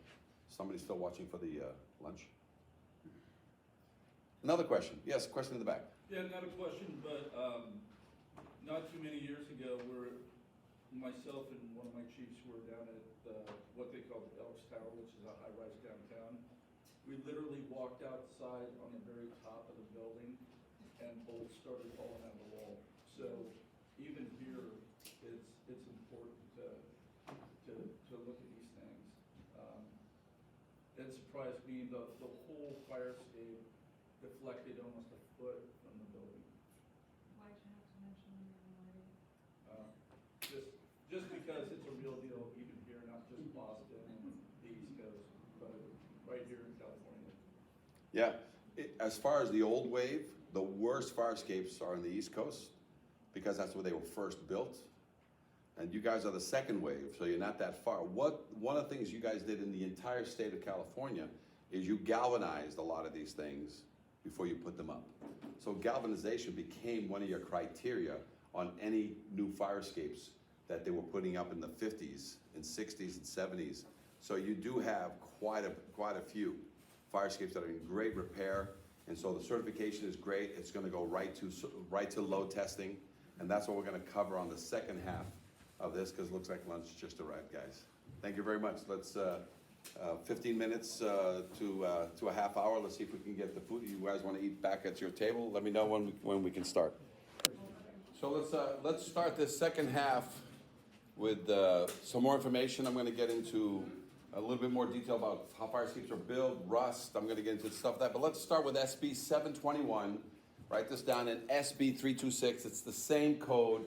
One is for HOAs. The other one is for condominiums and anybody that has a house or a building. And this is in the entire state of California. So this is approved 2018. And it's pretty simple. The bill would require the inspection, including necessary testing, to be completed in January 1 of 2025, with certain exceptions. And it's every 6 years, guys. Right? So there's a brand new code that you guys are, it's on you. If the building department hasn't called you, so who maintains buildings after they're built? So this has been sitting around, and this is because of the collapse in Berkeley. All right? Because that building was not even 25 years old. I think it was 15 years or so. Water got behind, and all those Irish kids were hanging. I think they had about 12 or more kids on there. The whole thing just collapsed one floor down to the next floor, and then 7 died that day, I think. And so this is the result of the Berkeley collapse, okay? And so they want this, everything in California has to be done by 2025. You think we're gonna achieve that? So this is where it is. Please go get it. It's legislative council. Scroll down a little bit, Cisco Ware. Go down a little bit. Yeah, right there. Senate Bill 721. Grab your information. Yes, question. So this pertains to residential buildings only? It's anything. So primarily residential. That says 3 or more multifamily, and then it says condominiums under it. What about a multi-story office building? Again, this is for all exterior wooden decks and balconies and things that if somebody's gonna physically get out there and wait for your rescue, they don't want it to collapse anymore. So it's a great question, but to me, this really started residential, but the building that dropped all those kids and killed them was a high-rise residential apartment complex. So it's condominiums, so to me, I think in the reading of it, it's up to 6 stories. Anything above that tends to be metal or cement, and they don't want those examined. So if it's wood in nature, that's what this bill is all about. All exterior balconies, all exterior decks, all exterior wood stairs of any kind need to be covered. And everybody must have this taken care of by 2025. So next year is like the year that, everything just starts exploding. If you're gonna get these calls, whether you enforce or whether the state enforces it, it's all on you. Yes? Now, these are like every apartment complex. Everything that has a balcony on it. Wow. No, you guys are not busy anyway. You guys have nothing else to do, so. And it came into effect 2019. Okay, guys? So, any other questions on where this came from? And it's every 6 years. So in some cases, some people that are looking at an SB 721 examination, it really wants a 5-year inspection because they're truly the second means of egress out of a building. So sometimes you may do 2, but the 5-year rule applies to fire escapes. But if all of a sudden there's an external stair or external balcony, Romeo and Juliet balcony, that's what I call them, or we call an area of refuge, they need to be examined under this code. Question? Is there a code like this in the fire code? I don't think this SB 7 in the fire code nationwide, no. In the fire code, your fire code now, nope. This is something that, is sitting here. Okay. And I get deer in the headlight looks from every place that I teach in California. That nobody knows about this, but it's, so if you want to know where you got to go get it, SB 721, building standards, decks and balconies inspection. And SB 326, the only difference is one is condos, the other one is HOAs. If that helps, where to go find this information. Okay, let's take a look at a question. You're saying one is for condos, one is for HOA. Both of those. It's the same code. It's the exact same right, code. Both of those are residentially, right? So, is there anything related to a commercial property with a wooden staircase or balcony? Again, this is fairly brand new, but I haven't seen, it's really geared to people physically being on there. And a Romeo and Juliet balcony doesn't normally happen in a commercial setting of any kind that they have, but they could. And again, in the code, as you read it, it says that anything made of steel, 6 stories and above, steel or cement, some of these high rises that have these balconies, hotels and stuff, that's not required. No, just. So it's wood. The key on this was they were chasing the wood side of things. So anything built that holds people in it, that has wood as a means of people getting out and just getting a smoke or getting fresh air. And by the way, you guys know that the fire escapes are today's smoking room, right?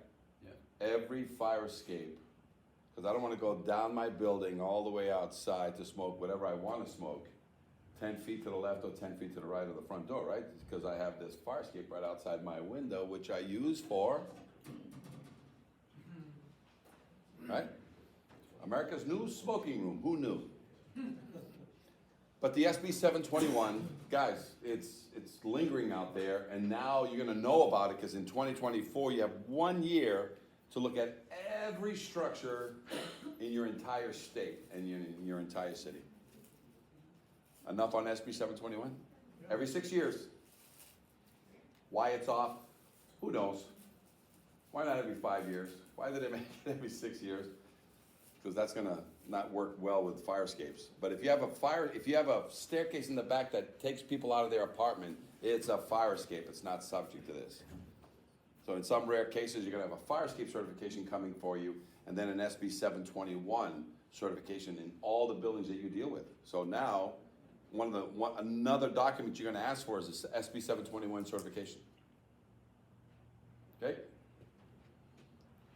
All right, let's take a look at another code, the National Fire Escape Association. This is what it looks like. And if you want to see seminars, yours is going to be one of these that we're going to post there. Seminars, you have latest news. You want to find out who got hurt recently and firefighters, working. So any and all fire escape related information, we got it here at the nationalfireescapeassociation.org. nationalfireescapeassociation.org. This is where you're going to send some of your own people who didn't go to this class to go take this class. Unless you want a copy of it, we can give you two on a stick, but otherwise, you would send them here. You'll also see San Francisco here. You'll also see us teaching Oakland. You'll see us teaching quite a bit everywhere, all right? So that's me in San Francisco right there, all right? LA, Chicago. So let's go to the next one. You want to have some fun? You want to learn? You want to see 15 to 20 years worth of YouTube videos of me inspecting fire escapes? That's all over the country. Again, we inspect all over the country. And so if you want to see a real fire escape inspection, and if you have an engineer or an architect, like, well, how do you want me to inspect? You know how they ask you to tell them what to do in their job? Just say, you got YouTube? Yeah, there's this guy, fire escape guy. Just whatever he does, and that's the training session. I want something similar to what this guy does as he goes. So we go up taking photographs, and then we go down finger pointing. We call it fire escape inspection for dummies. And we give this documentation back to the owners of the building, or the management companies, so they know. You didn't know, you know. Here's a video of us talking about things, including emergencies. And then we send it to you too. So can you learn how to inspect a fire escape? Yeah, just go to YouTube, type in fire escape inspection, and monkey see, monkey do. Question? Yeah, and I think that's what I was referring to earlier, like your 2-pound test, is if there's any standard criteria, like for sprinklers, fire alarm, right, certain criteria that they have to follow, pass, fail. So, Yep. you just brought it up, because that was the same thing that we would get is, how, does it have to be signed by a structural engineer? No, it's not structural. Design professional or others acceptable to the building official. Because if you limit it to structural engineers, those guys don't want to get out of bed for less than $500 or $1,000. So that was one of the things we were coming across that, like you just said, they ask you, right, what are we expecting to look at? Yeah. And nobody wanted to touch them because of that uncertainty. Too much liability. So the confidence test that I told you, it's a 25-point questionnaire that you can fill out. And it asks you specific questions about the treads and specific questions about every rail and every bracket and every through bolt. You know what I'm saying? It's a very simple questionnaire that any design professional, engineer, any architect, any inspector, inspector in California, fire escape inspector, like a Reg 4 fire escape inspector, can just do the checkboxes. Yep, yes, no, did have rust. And the question is very simple. Is it structurally sound and has it been kept painted? Well, let's take a look at the paint. Is there more paint than rust on it? If it's rusty, that's one of the questions that is asked on the 25-point questionnaire. And then, is it structurally sound? Is the treads structurally sound? Is the railing structurally sound? Is the brackets structurally sound? It's a questionnaire. And like I said, Long Beach, just copy them. You know what I'm saying? And that sets the standard. You don't need to be a structural engineer. You need to be somebody that is a design professional, others acceptable to the building official, and you have to fill out this questionnaire. So the standard now is the questionnaire.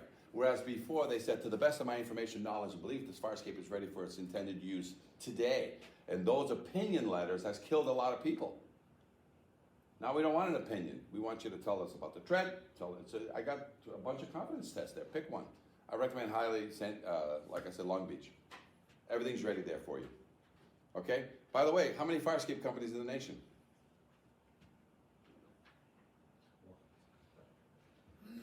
I'm it.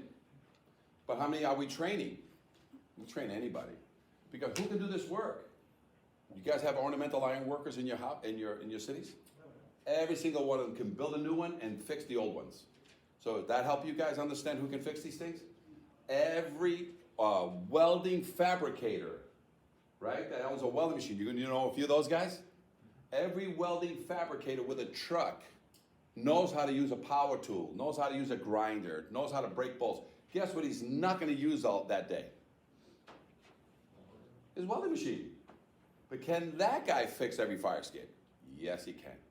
Because he's going to have somebody that's going to inspect it, a design professional, others acceptable. There'll be a plan that he's going to follow, because guess who has to sign off at the end of this? When the fabricator or the ornamental fixes this fire escape to a report that gets made, right? Guess who has to sign off on it? The design professional, engineer or architect, or the inspector has to sign off on that ornamental iron worker or welding fabricator's job, whatever they did. So, are you guys ready to fix fire escapes? Do you have the people necessary to fix fire escapes? Already in your city. They didn't know it yet, but they can. And do you have the people you need to inspect these fire escapes? So I may be the only fire escape company in the nation, but am I the only one that can help you out? So if you don't like me, you don't have to use me. But now you know better. Now you know what to do. One of the things that sets us apart from everybody is we give you a 25-year warranty on all work performed, guaranteeing that fire escape will pass structurally for the next 25 years. That's what sets us aside. We set the bar here for everybody to say, hey, do the right thing. Change the bolt, caulk the bolt, paint the fire escape, and you'll have work, because there's millions of these steel and cement, because you guys got a lot of that cement treads, right? And wood fire escapes. You have all three, all right? So let's see something else. You want to go to, you have the YouTube channel. Did we all talk about the YouTube channel? Let's go to the YouTube channel. Look, there's all these videos that are out there. You want to know how to fix a fire escape? Self-train. Otherwise, everything that's out there, we've been feeding YouTube this stuff for free, by the way. You don't have to register. You don't have to go in and give you a secret number and stuff. Go learn. There's millions of fire escapes. I'll get my share. But you can't be everywhere. I can't own every motorcycle in the world. As they say, I only got one tail. I can only ride one bike at a time, kind of thing. But guys, fire escapes have been ignored for 75 to 125 years by the building departments, and they've handed this to you in 2012, but California finally said, I'm going to deal with it now in 2022. So 2222 is when you guys are finally getting this. And as a kicker, they threw in SB 721 just because you guys have nothing else to do. So put these two on things. So go to YouTube and go to FESN. So guys, whenever you have anybody that doesn't know what to do, bring them to the Fire Escape Services Network. And the FESN.US, which is Fire Escape Services Network, is just where you get educated. You want to know anything and everything about load testing, fire escapes, this is the one place that you can go to that you'll, if you scroll down a little, Cisco, it's my dad right here. So that's where he just closed his shop, just sold his shop this past year.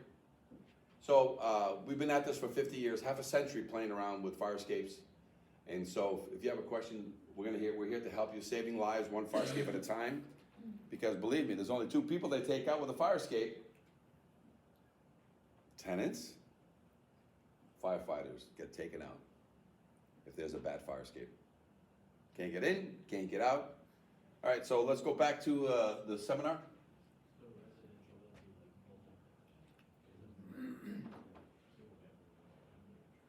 All right, so let's go. Now let's, I'm gonna open it up to questions. I'm gonna start going through and showing you what fire escapes look like, what they need. I'm sorry, so this is the 1910, guys. Please write this down. OSHA, 1910.37. Whenever somebody's doing something on a building, it's very simple, clear. Look, 1910.37, exit routes must be maintained during construction, repairs, or alterations. Is that happening right now in all of California? During repairs or alterations, employees must not occupy a workplace unless the exit routes required by this subpart are available and the existing fire protections are maintained, or until alternate protection is furnished that provide an equivalent level of safety. Fire escapes need to be load tested or certified, right? During construction, during new construction, employees must not occupy a workplace until the exit routes required by the subpart are completed and ready for employees to use in any portion of the workplace. And what's that look like? This is what it looks like. This is what a large situation could look like, and this is what a small situation could look like. You know, residentials can have work, you know, scaffolding erected because they had a fire escape made of wood or whatever. Take it down, put it, fix it, do whatever needs to be done. Metal can't be done right away, and they want that permit to go so they can get to do all the demo that they need to do. Yeah, put up some scaffolding and you're good to go. Here's your permit. Go do your things. Everybody understand how 1910, it's an OSHA code. And you know what happens when they, there's fines that come from OSHA in case these people don't do their job. This is how you protect the workers. And you know, most fire escapes start, most fires start when there's construction and remodeling going on, guys. Electric this and power that, and you know, drilling here and then drilling there and electrocutions, and this is how buildings go down. You need a full staircase to the ground to a public way. So you guys see how the Oregon Code already states this, that you know, you need to have a second means of egress.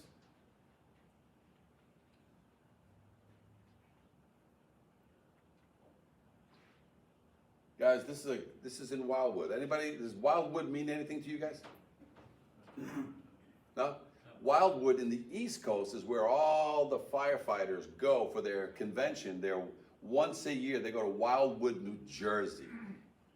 And they rent, because this is a beach town, they have a big, huge convention. Fire trucks are sold there. You know, it's anybody and everything associated with fire departments, Wildwood, New Jersey. So these guys rented this building. You know, was an Airbnb or basically, right? So this is. From a surveillance camera mounted inside this new view of last weekend's multi-level deck collapse in Wildwood. That followed. People were on and below two upper-level decks that came crashing down Saturday evening. The second level falling first. On the video, a man appears from the rubble, his hand on the front door, before others come rushing from inside to open it and help. Amid the chaos, a man then emerges from the debris with a young child in his arms. They fall through the doorway just as the third floor deck collapses. This gentleman's actions were heroic and life-saving, in my opinion. Police body camera video we first brought you Thursday captured a team effort to rescue a volunteer firefighter trapped under debris. More than 20 people, including children and firefighters from South and North Jersey, were hurt in the deck collapse at the 7-unit condo building on Baker Avenue. Those firefighters and their families in Wildwood at the time for the annual New Jersey Firemen's Convention. It's unclear if investigators are any closer to figuring out what caused the collapse. I reached out to the city's construction official, but did not hear back by our deadline. In Wildwood, I'm Ted Greenberg, NBC 10 News. SB 721, anybody?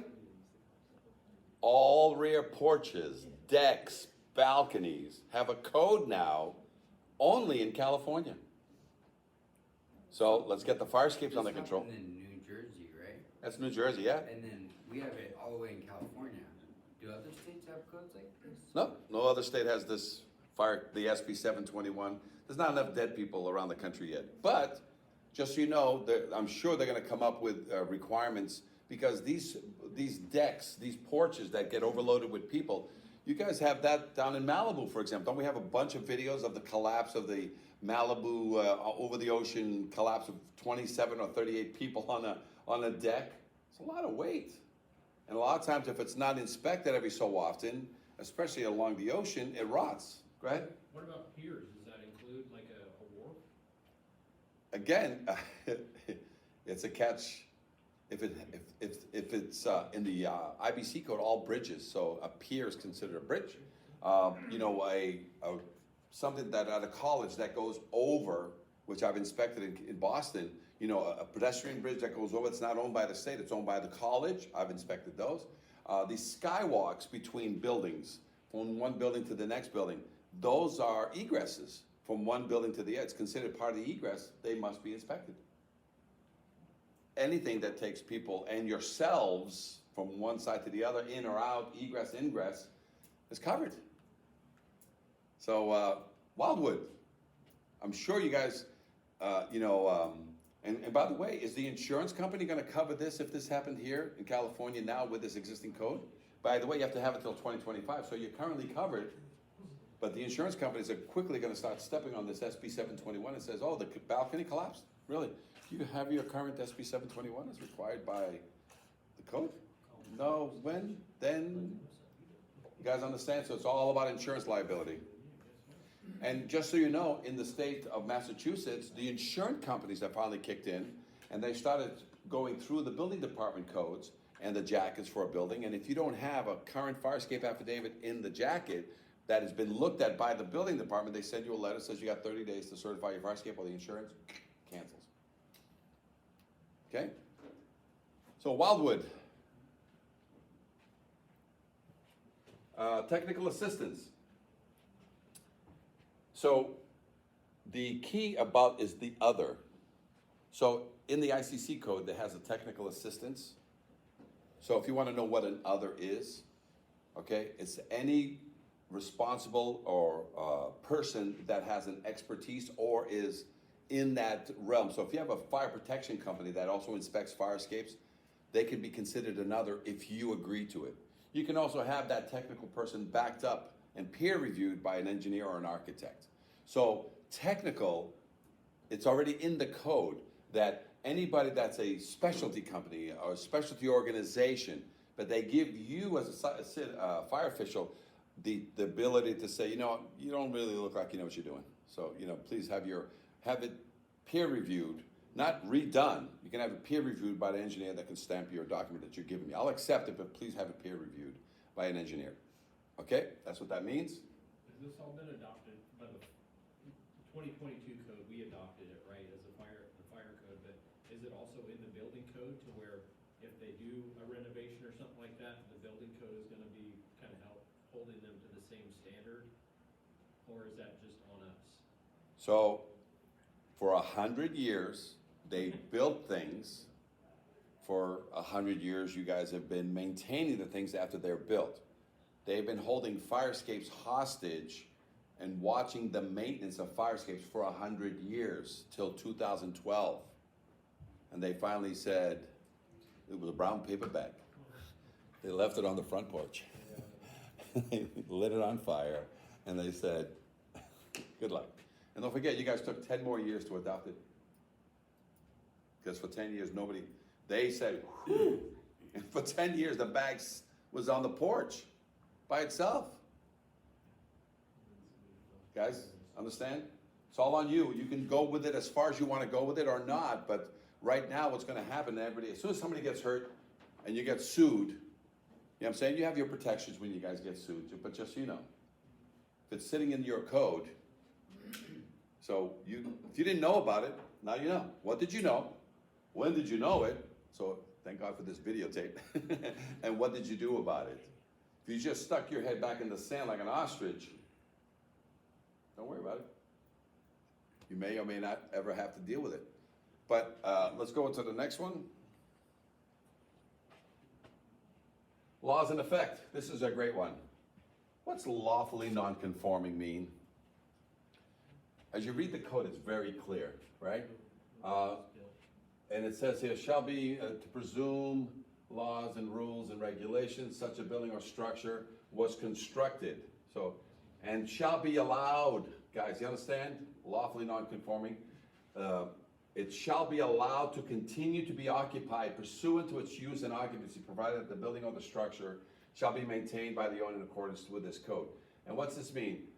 This is that so-called grandfather clause. So can I maintain a building built in 1912 with everything in it as long as I maintain it as of the date of its installation? Yes. The answer is yes. As soon as I change something, I did a full gut job on the thing, guess what?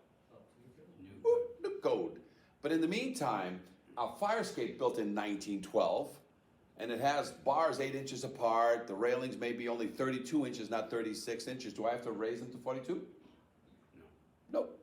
Do you guys understand? So when we certify a fire escape that has a ladder, it keeps its ladder.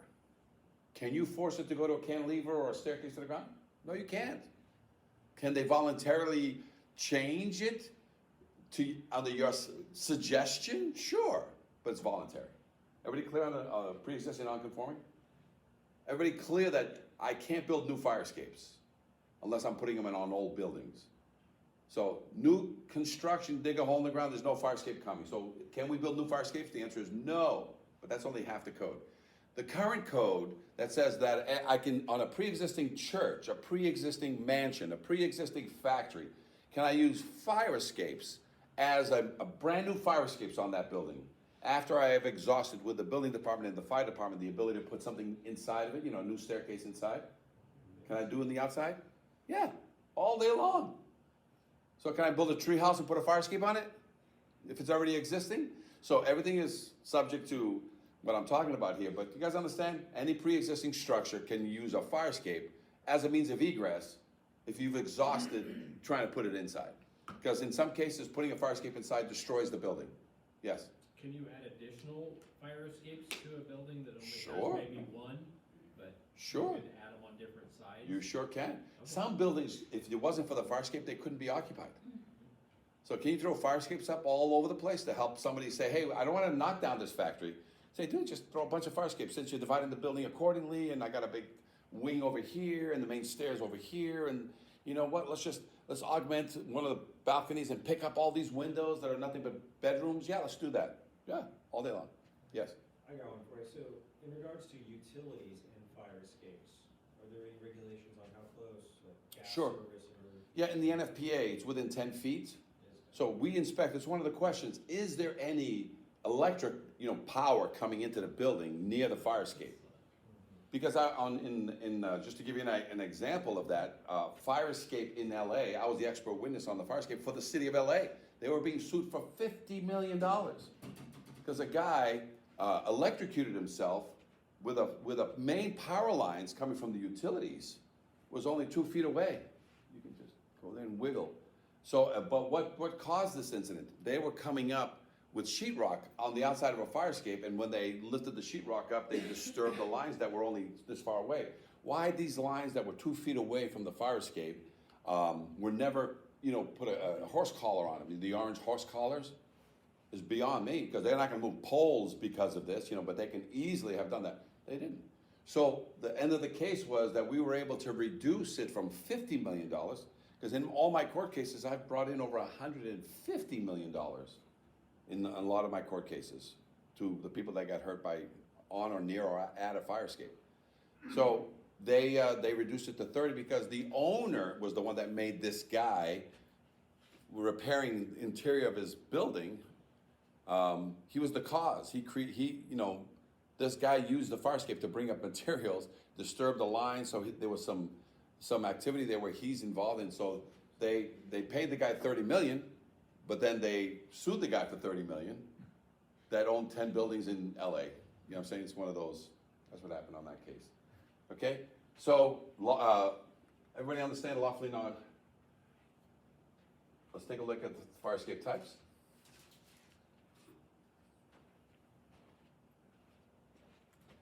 There you go. Oh, skip back one. Staircases to the ground, all galvanized. Fire escapes, typical of what you see in your buildings, right? Typical. And a lot of times they end at the very bottom with the drop ladder. You guys are the only ones that have these drop ladders. You know these accordion ladders? They don't exist anywhere in the country. You know why they don't exist on the East Coast? Because when you have a snowstorm or an ice storm, guess what happens to this piece that's nice and compact? It becomes an ice cube. And when you release the ice cube, nothing happens. So you can only have these in places where there's no possible freezing. Let's go to the next one. So as you guys can see, fire escapes are in many shapes, many forms. Next one. Whoa. How many hotels you guys have here, motels, that have these walkways? Out the door, walkway, down to a set of stairs that is usually cement, steel cement stairs. Every motel you know needs to have this fire escaping examined. These need to be examined if they're made of steel and cement now on the SB 721? Steel cement, no. This needs to be inspected. It's in that gray area, but it looks like it's an area of refuge, right? It's exterior, right? So I would inspect this. It's a fire escape. So it all depends on how, you know, it looks like there's a staircase in here somewhere, but this is how people get out in case they can't get away. How about these things? This stair, wood stair. Is that gonna get examined by you guys? Is it single family? It's a great question. That whole single family, two family, leave it alone. It's outside our magical field. Will this kill a fireman going up, saving somebody? Will this kill a tenant? It's a single family. Will this kill a tenant or an owner of the property, their kids? So all exterior steel and wooden stairways, balconies, and bridges must be in a functional manner, right? So how you handle the 1-2 family situation, you know, whatever, however you want to get, but spirals, this is right outside. These things must be maintained. In the 1-2 family situation, guys, whatever way you have to make people do whatever they have to do, you know, these can all hurt. If it hurts a fireman or firefighter, you guys got to keep your eyes on it, right? Decks, is this under the SB 721? Right? They may have 2 means of egress inside the building already, and they have this deck outside. Is this covered under SB 721? Okay. How about catwalks? I mean, handicap ramps. Are these bridges? Are these fire escapes? They're elevated, right? They're elevated. Cement or steel or wood. Do I have to examine these under a fire escape rule? Do these get people out of the building? How about catwalks? How about signage? How about these AC units? Do we need to inspect these?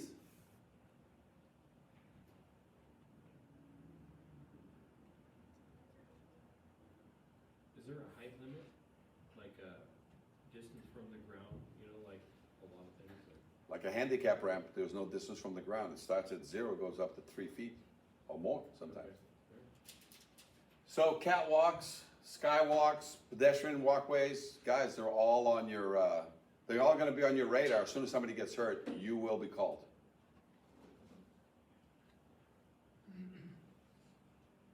Accordion ladders. How about these ladders? Slide ladders. How about this one right here, guys? Is that legal to put a Home Depot ladder that once you release it, it'll come down to the ground? Is that legal?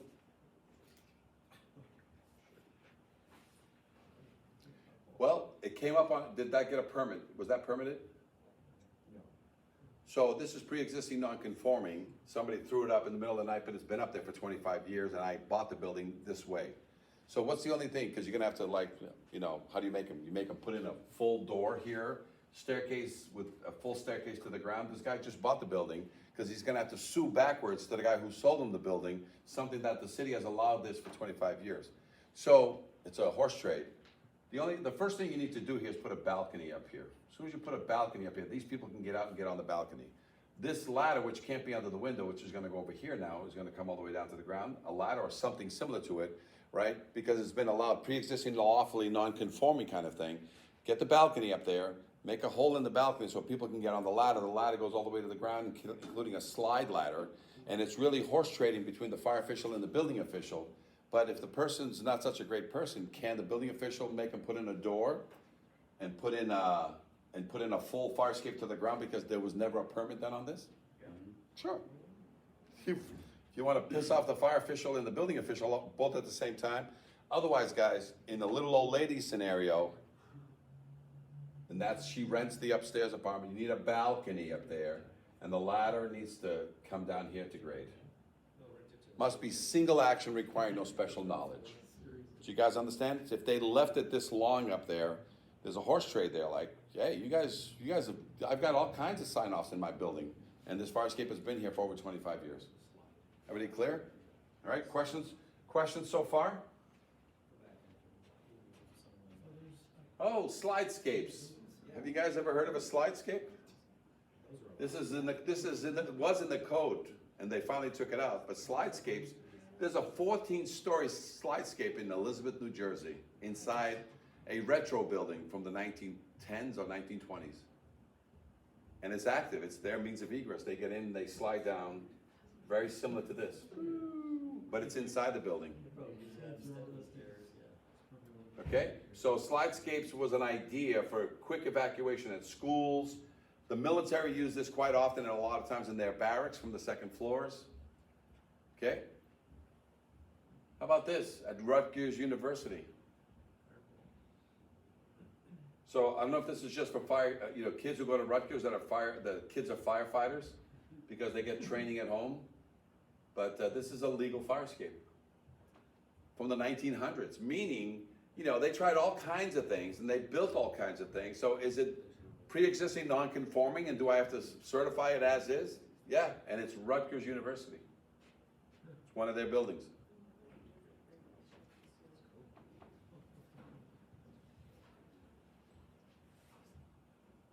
Guys, the third means of egress, you get these sold all the time. See these bag ladders? Okay, they get these all the time. People think the second means of egress, it's not. It's a third means of egress. I can buy bag ladders for all the bedrooms, but it's not legal. Okay, so can I have them? The answer is yes. They're about $150 for the thing. They hang on the windowsill and you get out. But it's not a second means of egress. So if they show you a bag ladder during an inspection, it's not legal, okay? And there's also fold-out ladders that basically, it's the same thing. See, that's a fold-out ladder where there's no platform there, and people go out, by kind of stepping on the windowsill and trying to you can't have that. If in order for it to be a legal means of egress, they would just need a platform there where you stand, and then you attack the fire escape ladder. That would be a legal second means of egress. But if it came in on a Saturday or a Sunday with no permit, you have the right to say, nope, too many people in your building, I want a full fire escape system there. To grade, okay? Spirals, okay, are they allowed as a second means of egress? Sure. But there's a clause there that nobody knows. If you've exhausted and you have no room, you can use a fire escape spiral. So if there's room for a full staircase, you got to put in a full staircase. But if you're squeezed between a neighbor, you have no room, it's in the back of a building and there's just an area that a full fire escape can't go, with horse trading with your city official, they'll allow a spiral. Otherwise, a spiral is not allowed as a second means of egress under normal conditions. Only under special conditions can you do a spiral, okay? Cantilevers, you guys got a bunch of these, right? You know what happens when you have a cantilever that's out of balance? This is what it looks like. You know how I cheat you so you don't write me a violation? I grab a chain, I put a chain here, and I tie it over here somewhere. You guys ever seen a chain on a cantilever? That's the reason. That's how you get around. You basically put a chain here and you chain it to here, chain here and you chain it to there, and that's how you create a balanced cantilever. But now when you step on it, right, if it's out of balance and it weighs too much on the back like this one, and you weigh 150 pounds, you probably have to go out, 5 to 8 treads. But if you're a child and you weigh 50 pounds, you have to go all the way out there to counteract the balance, because it's counterbalance, and it comes down and hits the ground. And as soon as you get off on it, guess what happens to it? Goes right back up. to this, to this. Okay? So any cantilever with a chain is already illegal. Guys, somebody didn't want to fix it, so they went to Home Depot, got a 25-pound, they did the chain. All right, documentation.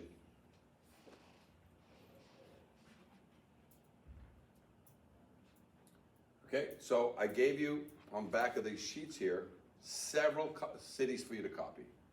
Several cities for you to just call up and say, hey, what are you guys doing about fire escapes? We want to copy your thing.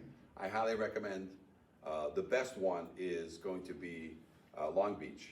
I recommend, there's a few questions in there that, are gray area that we can help you say, same question, but say it this way, because it closes up the loophole for anybody to get away that is an engineer or an architect. All right, so we talked about the tags, we talked about repairs, inspections, repairs, and painting. Most fire escapes in the US have lead paint. A lot of fire escapes here in California have galvanized base plus the top coat of paint, and in most cases, a lot of times those paints are not lead, don't have lead on that. So each fire escape must be addressed to make sure there's no lead paint. Tagging, right? White tag says no deficiencies. Yellow tag it's on the repair. Red tag means somebody is not sleeping in that building or there's fire watch of some kind. This is what the tag looks like in Seattle. 19 inches wide, 11 inches tall. Most tags are 8.5 by 11. Okay? But you can do 19 inches and it's on the lowest balcony. And imagine running down the street, any one of your streets, and the firefighters come to this. Do you need to read it or you just need to see it? Well, that's true, but I'm saying your firefighters in the middle of the night when they're showing up, this is all they need to see. That says, get on it, trust it, don't wait for the apparatuses to arrive and you go save people on the windows, 7 stories. Get on it. That's what that tag is there for, guys.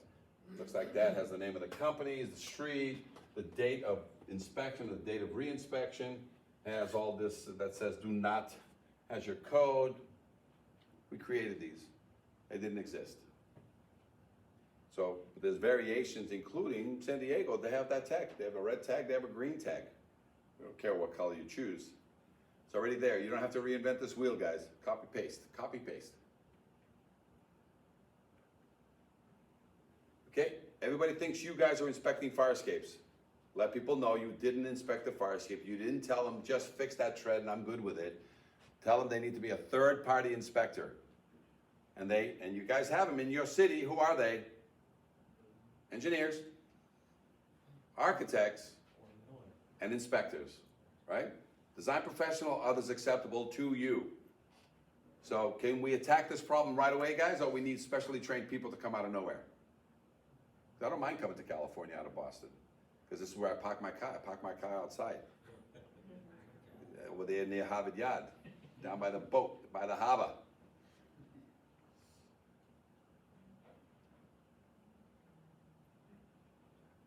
So, hammer testing, very important. Confidence test, this is where they copied everything from, guys. Question? That, 2 slides ago, it said engineers, architects, city officials. Mm-hmm. Referring to the building department? People believe that who can inspect fire escapes? Engineers can inspect fire escapes, as the code states, architects. People believe city officials, they tell us all the time, the city official was just here. He said, I just need to fix that tread and I'm good to go. I'm like, no, that's not what it means. And so we get into this like, who said, and then fire escape inspectors is what's called others. But a lot of times, guys, they believe city officials are telling them exactly what they need to fix. That list is of, I mean, obviously engineers and architects, but you're saying city officials are not? You can inspect the fire escape. So it needs a third-party inspection. Right. People believe you. When in this slide, what I made it is to tell you guys that we get told that you guys told the owner to fix this one thing and everything, and then they start yelling at us when we say, no, listen, this other. He never said anything about that. He said that my tread was broken, and I'm like, okay, you call your city official. Treating a fire escape like any Third-party inspector.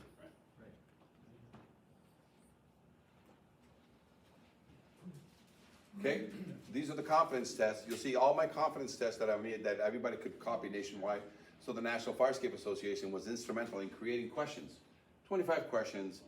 They hit every component on a firescape, including ladders to the roof, including code, including paint, including not pre-existing non-conforming questions. It's all in here. And so every questionnaire that's out there, guys, that I gave you a copy of, you'll see that they have very similar questions. And like this is that criteria that you guys are concerned about. You know, in fire sprinkler systems, there's a thing that you're supposed to do. Yeah. Well, there's no association. I'm it. You know, I'm the National Firescape Association. So we created questions that put teeth into any engineer, any architect, and any inspector. If they check these boxes and sign at the bottom, and they lie, you guys got them. Because their job is, they're getting paid to do to do the inspection correctly. So feel free, go and take a look at the various documents that are out there. Checklists. See the annual checklist? Like San Francisco, you guys can have an annual checklist. Keep it simple and don't make it so that it's architects and engineers that are the only ones. This is very clear who can inspect. It can be the owner of the building. It could be the maintenance company of a building. It could be a fire protection company, just to go out there and say, hey, it's painted, there's no bolts, and all the moving parts still move. Every year, you can have somebody give you this document. Question? What's the correlation to documents like this and a wooden exterior staircase? It's treated exactly like exactly wood. the same. Metal firescapes have legs to the ground. Right. Metal firescapes, wood firescapes have legs to the ground. Right. Wood firescapes have brackets back to the building. Metal firescapes have brackets back to the building. They all have railings that we do the 200-pound lateral load test. You know what I'm saying? They all have everything you need. It's just that most of these are 25 to 35 years old already, and they're all been nailed. And all these nails, people don't know, are eaten by the chemicals inside pressure treated. So if you don't have the deck mate screw with the wrapping or the coating around it, you get there, and some of these things you can just lift with your hands. You can see, not including the 4 types of termites you guys have in this area, and carpenter ants, and rodents, and all these things that they just eat wood. That's why the SB 721 came into play, because people think it has to be near the ground to rot. You know, wood rot and dry rot and wet rot happen. So the questions related to bolts and nuts and rust Is nails and... when directed towards a wooden exterior staircase would be omitted, just in relation to it was just integrity of the wood nail screw so forth. carriage bolt. Yeah. So Gussets, metal gussets that are rotting away, and same exact thing. So guys, other checklists you can use, Tacoma.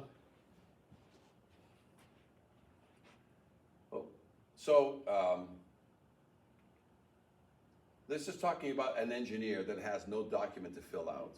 I inspected this in New York, New Jersey. And this is actually, this building used to be a warehouse.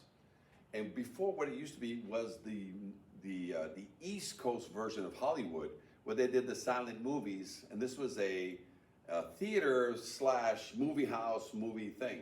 But look at this firescape. And the engineer that wrote this report said, hey, 4 things I need you to do. And one of them didn't include painting. Fix this one tread on one of these floors. Fix a platform that had a divot in it. Fix a rail, and then he's ready to sign off. I went there, working with the fire chief and the fire marshal, and I basically condemned the whole structure. It was repairable, but I condemned the whole structure, because look how long it's been ignored, right? But this is the document. Based on the following items require corrective work. The steel door on the 2nd floor does not open easily. Some of the steel platforms straps are bent. Tripping hazard, we suggest that you fix them.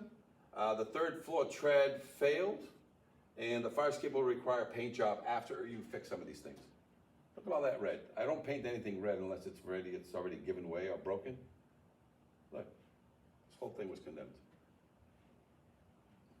For who? For the people inside? Or for the firefighters going in to get the people inside? This thing was going to trap a bunch of people. So be careful. Right now, see the question, see this thing on the letterhead, right? If he had to fill out the confidence test, he would have never signed such a document. The confidence test is a legal document that puts teeth into your ability to go back and get somebody to say, it asks you specifically on the treads. The treads is what hurt my guys on the way up. But you said, you remember that other thing, that video that we saw, that one tread killed somebody? I'm the expert witness on that case. 5 years ago, they signed off on that, saying that it just needed routine maintenance and a paint job. And it was a woman inspector, an architect inspector. She stepped on that tread. It went ping pong from the 8th floor. Poor guy walking the street down below, had a wife and 3 kids, crushed his skull, pinged off the ground, and then hit another person going the opposite way. Yet that firm said that 5 years ago, that fire escape needed no attention. So fire escapes, it kills. So this is another one. I was asked just to paint this fire escape. Just paint it. That's all it needs. We needed a price just to paint it. And I said, what about all these bolts that I could pull off with my hands? No, we just need a paint job. I said, yeah, I'm not interested. Okay, so guys, they didn't have a confidence test to fill out. You can go take somebody's license. If you get somebody that looks at this fire escape and says, and fills out a confidence test, that's an architect or an engineer, you'll take his license by giving you false information. Would you do that on a sprinkler guy that's giving you false information? Telling you that sprinkler systems work, but when they actually don't, just so he can make his money? Would you guys get him yanked out? Well, a fire escape is a fire protection piece of equipment. It's made to help you guys get into a building and get out when all the hell breaks loose, and it's made for the people who are in there to self-evacuate, and those that couldn't, for you guys to go in there, throw them on the shoulder and get the hell out, and never once think about that thing giving way and breaking your legs. So if all of a sudden somebody lies on a fire escape inspection, what do you want to do? Let them get away with it? Now when they fill out a confidence test, you just yank their license. Question? Well, I just, the idea of a department or the authority providing the document for the, architect, licensed architect, or whoever is going to do the inspection, fill this out, do your inspection, fill out our document, and return it to us. Is that providing a liability on the jurisdiction? Well, hey, you provided the document. No. So first of all, how many of you have heard of Brycer? Brycer, right? So Brycer started in LA. And so all Brycer is a reporting agency that collects information from anything fire protection wise. You just fill out their forms that the fire department presented to them. So when I fill out for Long Beach provided this document to Brycer, and I just fill out this Brycer document.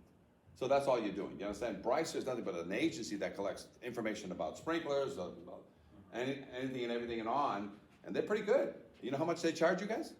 I'm not working for Brycer at this time, but just so you guys know. You know how much they charge you? Yeah, 30 bucks a report. No, they charge you, zero.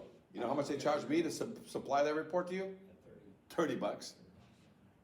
So they make the money off the vendors, but they basically take care of all the back-end administrative, including court dates, fines, everything. These guys are the back end of tracking all these things. And anybody that's removing a violation or doing whatever, we report to Brycer so that you on your board can see who's who and who's going to court and who got fines.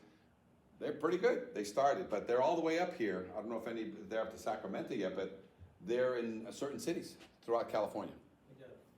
We use it. Guys, you want to know what it's all about? Right here. Are they pretty good? You like them? Oh yeah, it's awesome. It's so much better than trying to track.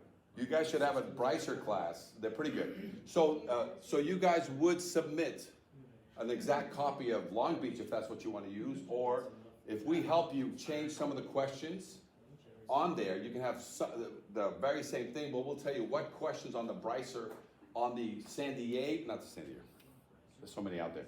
Because LA has a Brycer document, and it's nowhere near the quality of Long Beach. And it's like they're neighbors. You know what I'm saying? So guys, so if you have Brycer, we would help you just put the document, you have to submit them the documents that you want. And if there's a fire escape affidavit document that he'll submit, we'll help you, clean it up, just add, close some loopholes. Looks like Long Beach just has casinos on the top. Say what? Looks like Long Beach, but it has casinos on the top. Oh, so you already copied it? No, that's what I'm just saying, I'm gonna do that. Oh, okay, yeah. Again, we'll go through you question by question. We'll tell you what question you should change to close up, because there's a few loopholes still in there that engineers and architects can wiggle out, and I'm saying, nope, let's close that up. I'm saying, so if that's what you want to do, we'll help you. And then from you, everybody's gonna copy. Once you get this done, Yeah, most. everybody's gonna copy. And again, what you do is like, you put it on your website. All it is a document that any third party could use. It's just, you download it from your website, or you have it there. Okay? Is this going well? The questions are going well? Because guys, how many time is it?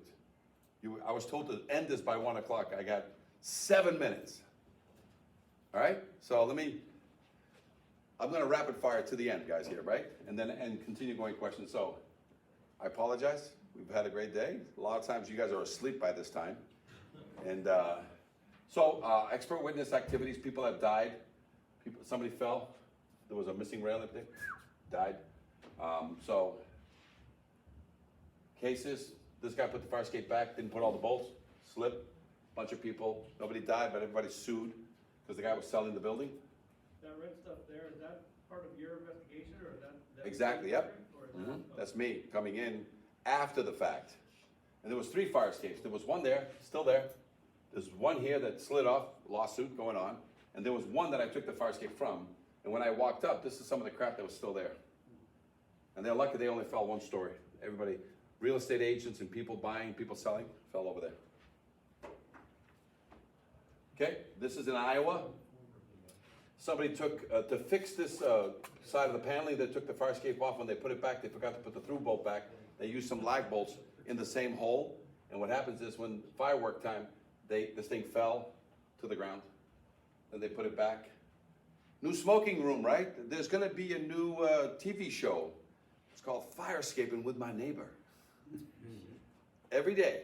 Now, fire escapes, this is happening, smoking room, tenants, cheating wives and husbands. There's all kinds of things going on fire escapes that were never happening, but now it's a new TV reality show coming to a building near you, hopefully with no catastrophes or collapses of any kind. So as you guys know, this fire escape will kill anybody. One of my guys out of Chicago, his father fell 7 stories to his death, and he knew how to fix fire escapes. Can you imagine? So it'll kill anybody. It's indiscriminate, okay? And you guys need it when all hell breaks loose, okay? People watching parades, guys, let's get this, it's only when something horrible happens. EMS, getting people out through the fire escape sometimes, because that's the only way to get them out of a building or whatever. What's going inside the building is a big problem right now, because this is why load testing, these 75 to 125-year-old fire escapes, the worst part of it is inside the building where you'll never see it. Okay, guys? So we have to load test it to prove that the fire escape is not rotting. Through bolt plates inside the building, it happens, whether it's masonry. You guys know the only fire escape ever load tested in the nation was in Oakland. First in the nation ever to get their fire tower load tested. You know why they did this, guys, right? It's because San Francisco that year had a fireman that fell off their fire tower and died. Remember the guy that the sprinkler tank or whatever blew him off the building in San Francisco a few years ago? Well, guess what? They shut down their training tower, and they have fire escapes on this side and fire escapes on this side until it was load tested, and we raised all the railings to 42. You know how many of your firefighters have grown 6 inches in the last 50 to 75 years? So now all your railings, guys, are right here at the hip. You get pushed by water, you get pushed by trainees, you get pushed by anybody, guys. It's the hip. This is 36 inches right here. I will go over if I'm hit the right way. You know what 42 is? It's right here. You know what you can't do at 42? You can't pivot me over a railing. So every one of your fire towers, we'll inspect them for free through the National Firescape Association, okay? And raise all your railings. The existing railings stay. It's a new line that just gets added on top of your 36. And you should load test them. In this country, in 50 years of my existence, I have never load tested a fire escape system. Well, here we load tested 2 because they shut down the training center because of that. And San Francisco, have they raised their railings? Have they load tested their fire escapes? And that incident happened over 2 years ago. Don't become a statistic, but call Oakland and say, why'd you guys do it? They're the only ones in the nation that ever load tested their fire escape towers, okay? This is, somebody asked, how do you load test fire escapes? This is the old way. Sandbags. This is called cascading. You put the sandbags on the fire escape and every tray gets 400 pounds. Every platform gets these are 50-pound sandbags. This is the old way to do it. Okay? This is another way to do it, where you can have weight at the bottom, cable through the top, through 10 stories. Whatever you have at the bottom, you just transfer it through a cable up to the very top and, keep yanking on it.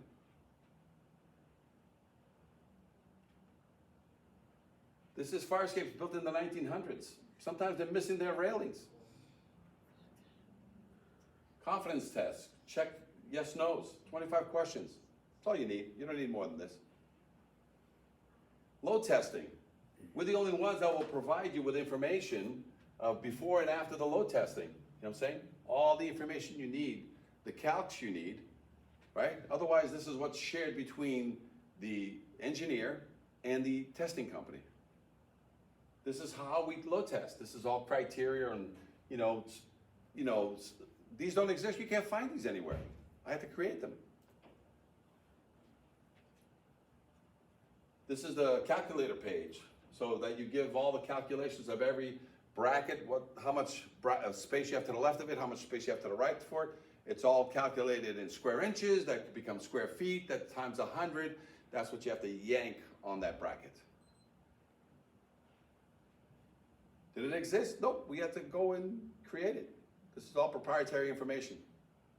So can we help an engineer in your city that's kind of like, I really don't know this stuff? Just say, yeah. They talk to us and we just walk them through the process. And a lot of times they want us to do the calculations and then, and perform the load testing. Most engineers don't want any liability because fire escape insurance liability is, okay? So, looks great though. It's all hieroglyphics, by the way, because some of the stuff you can't understand, you can't read.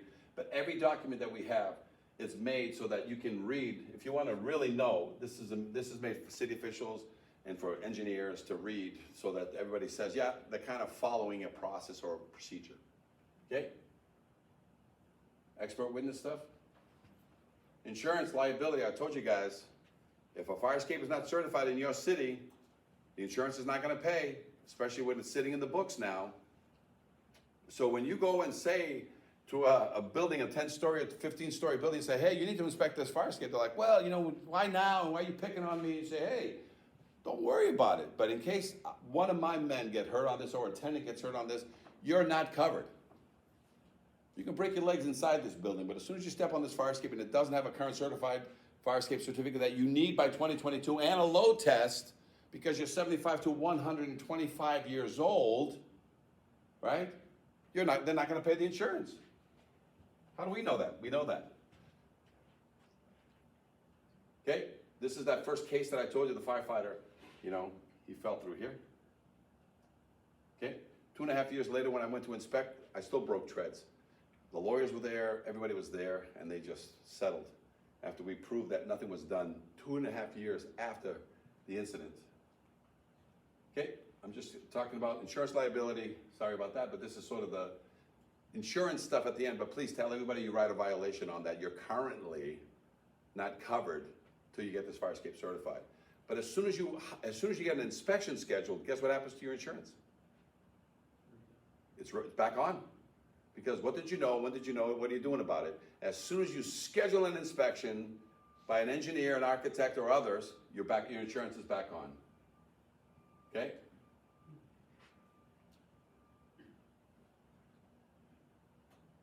So guys, we have repair solutions, new fire escape systems. This is what's coming in now. Can fire escapes be replaced? The answer is yes. So we have the solutions for all of this.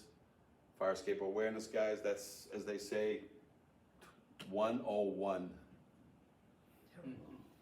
So with that, guys, that's the conclusion. You want to give me your cards, you want to be part of our information, give me a call, I can help you. Like right now, you have one guy here that's already part of Brycer. Learn about Brycer, because it doesn't cost them anything, and they report to him. We report to Brycer, and so he has, and like he said, he wants to use the Long Beach, and that's what we're here for. But that's the end of the class. I don't know if you guys have any more questions, but as they say, we still held half of you here, because the other half. But that's the conclusion of this fire escape awareness class, guys. Thank you, sir.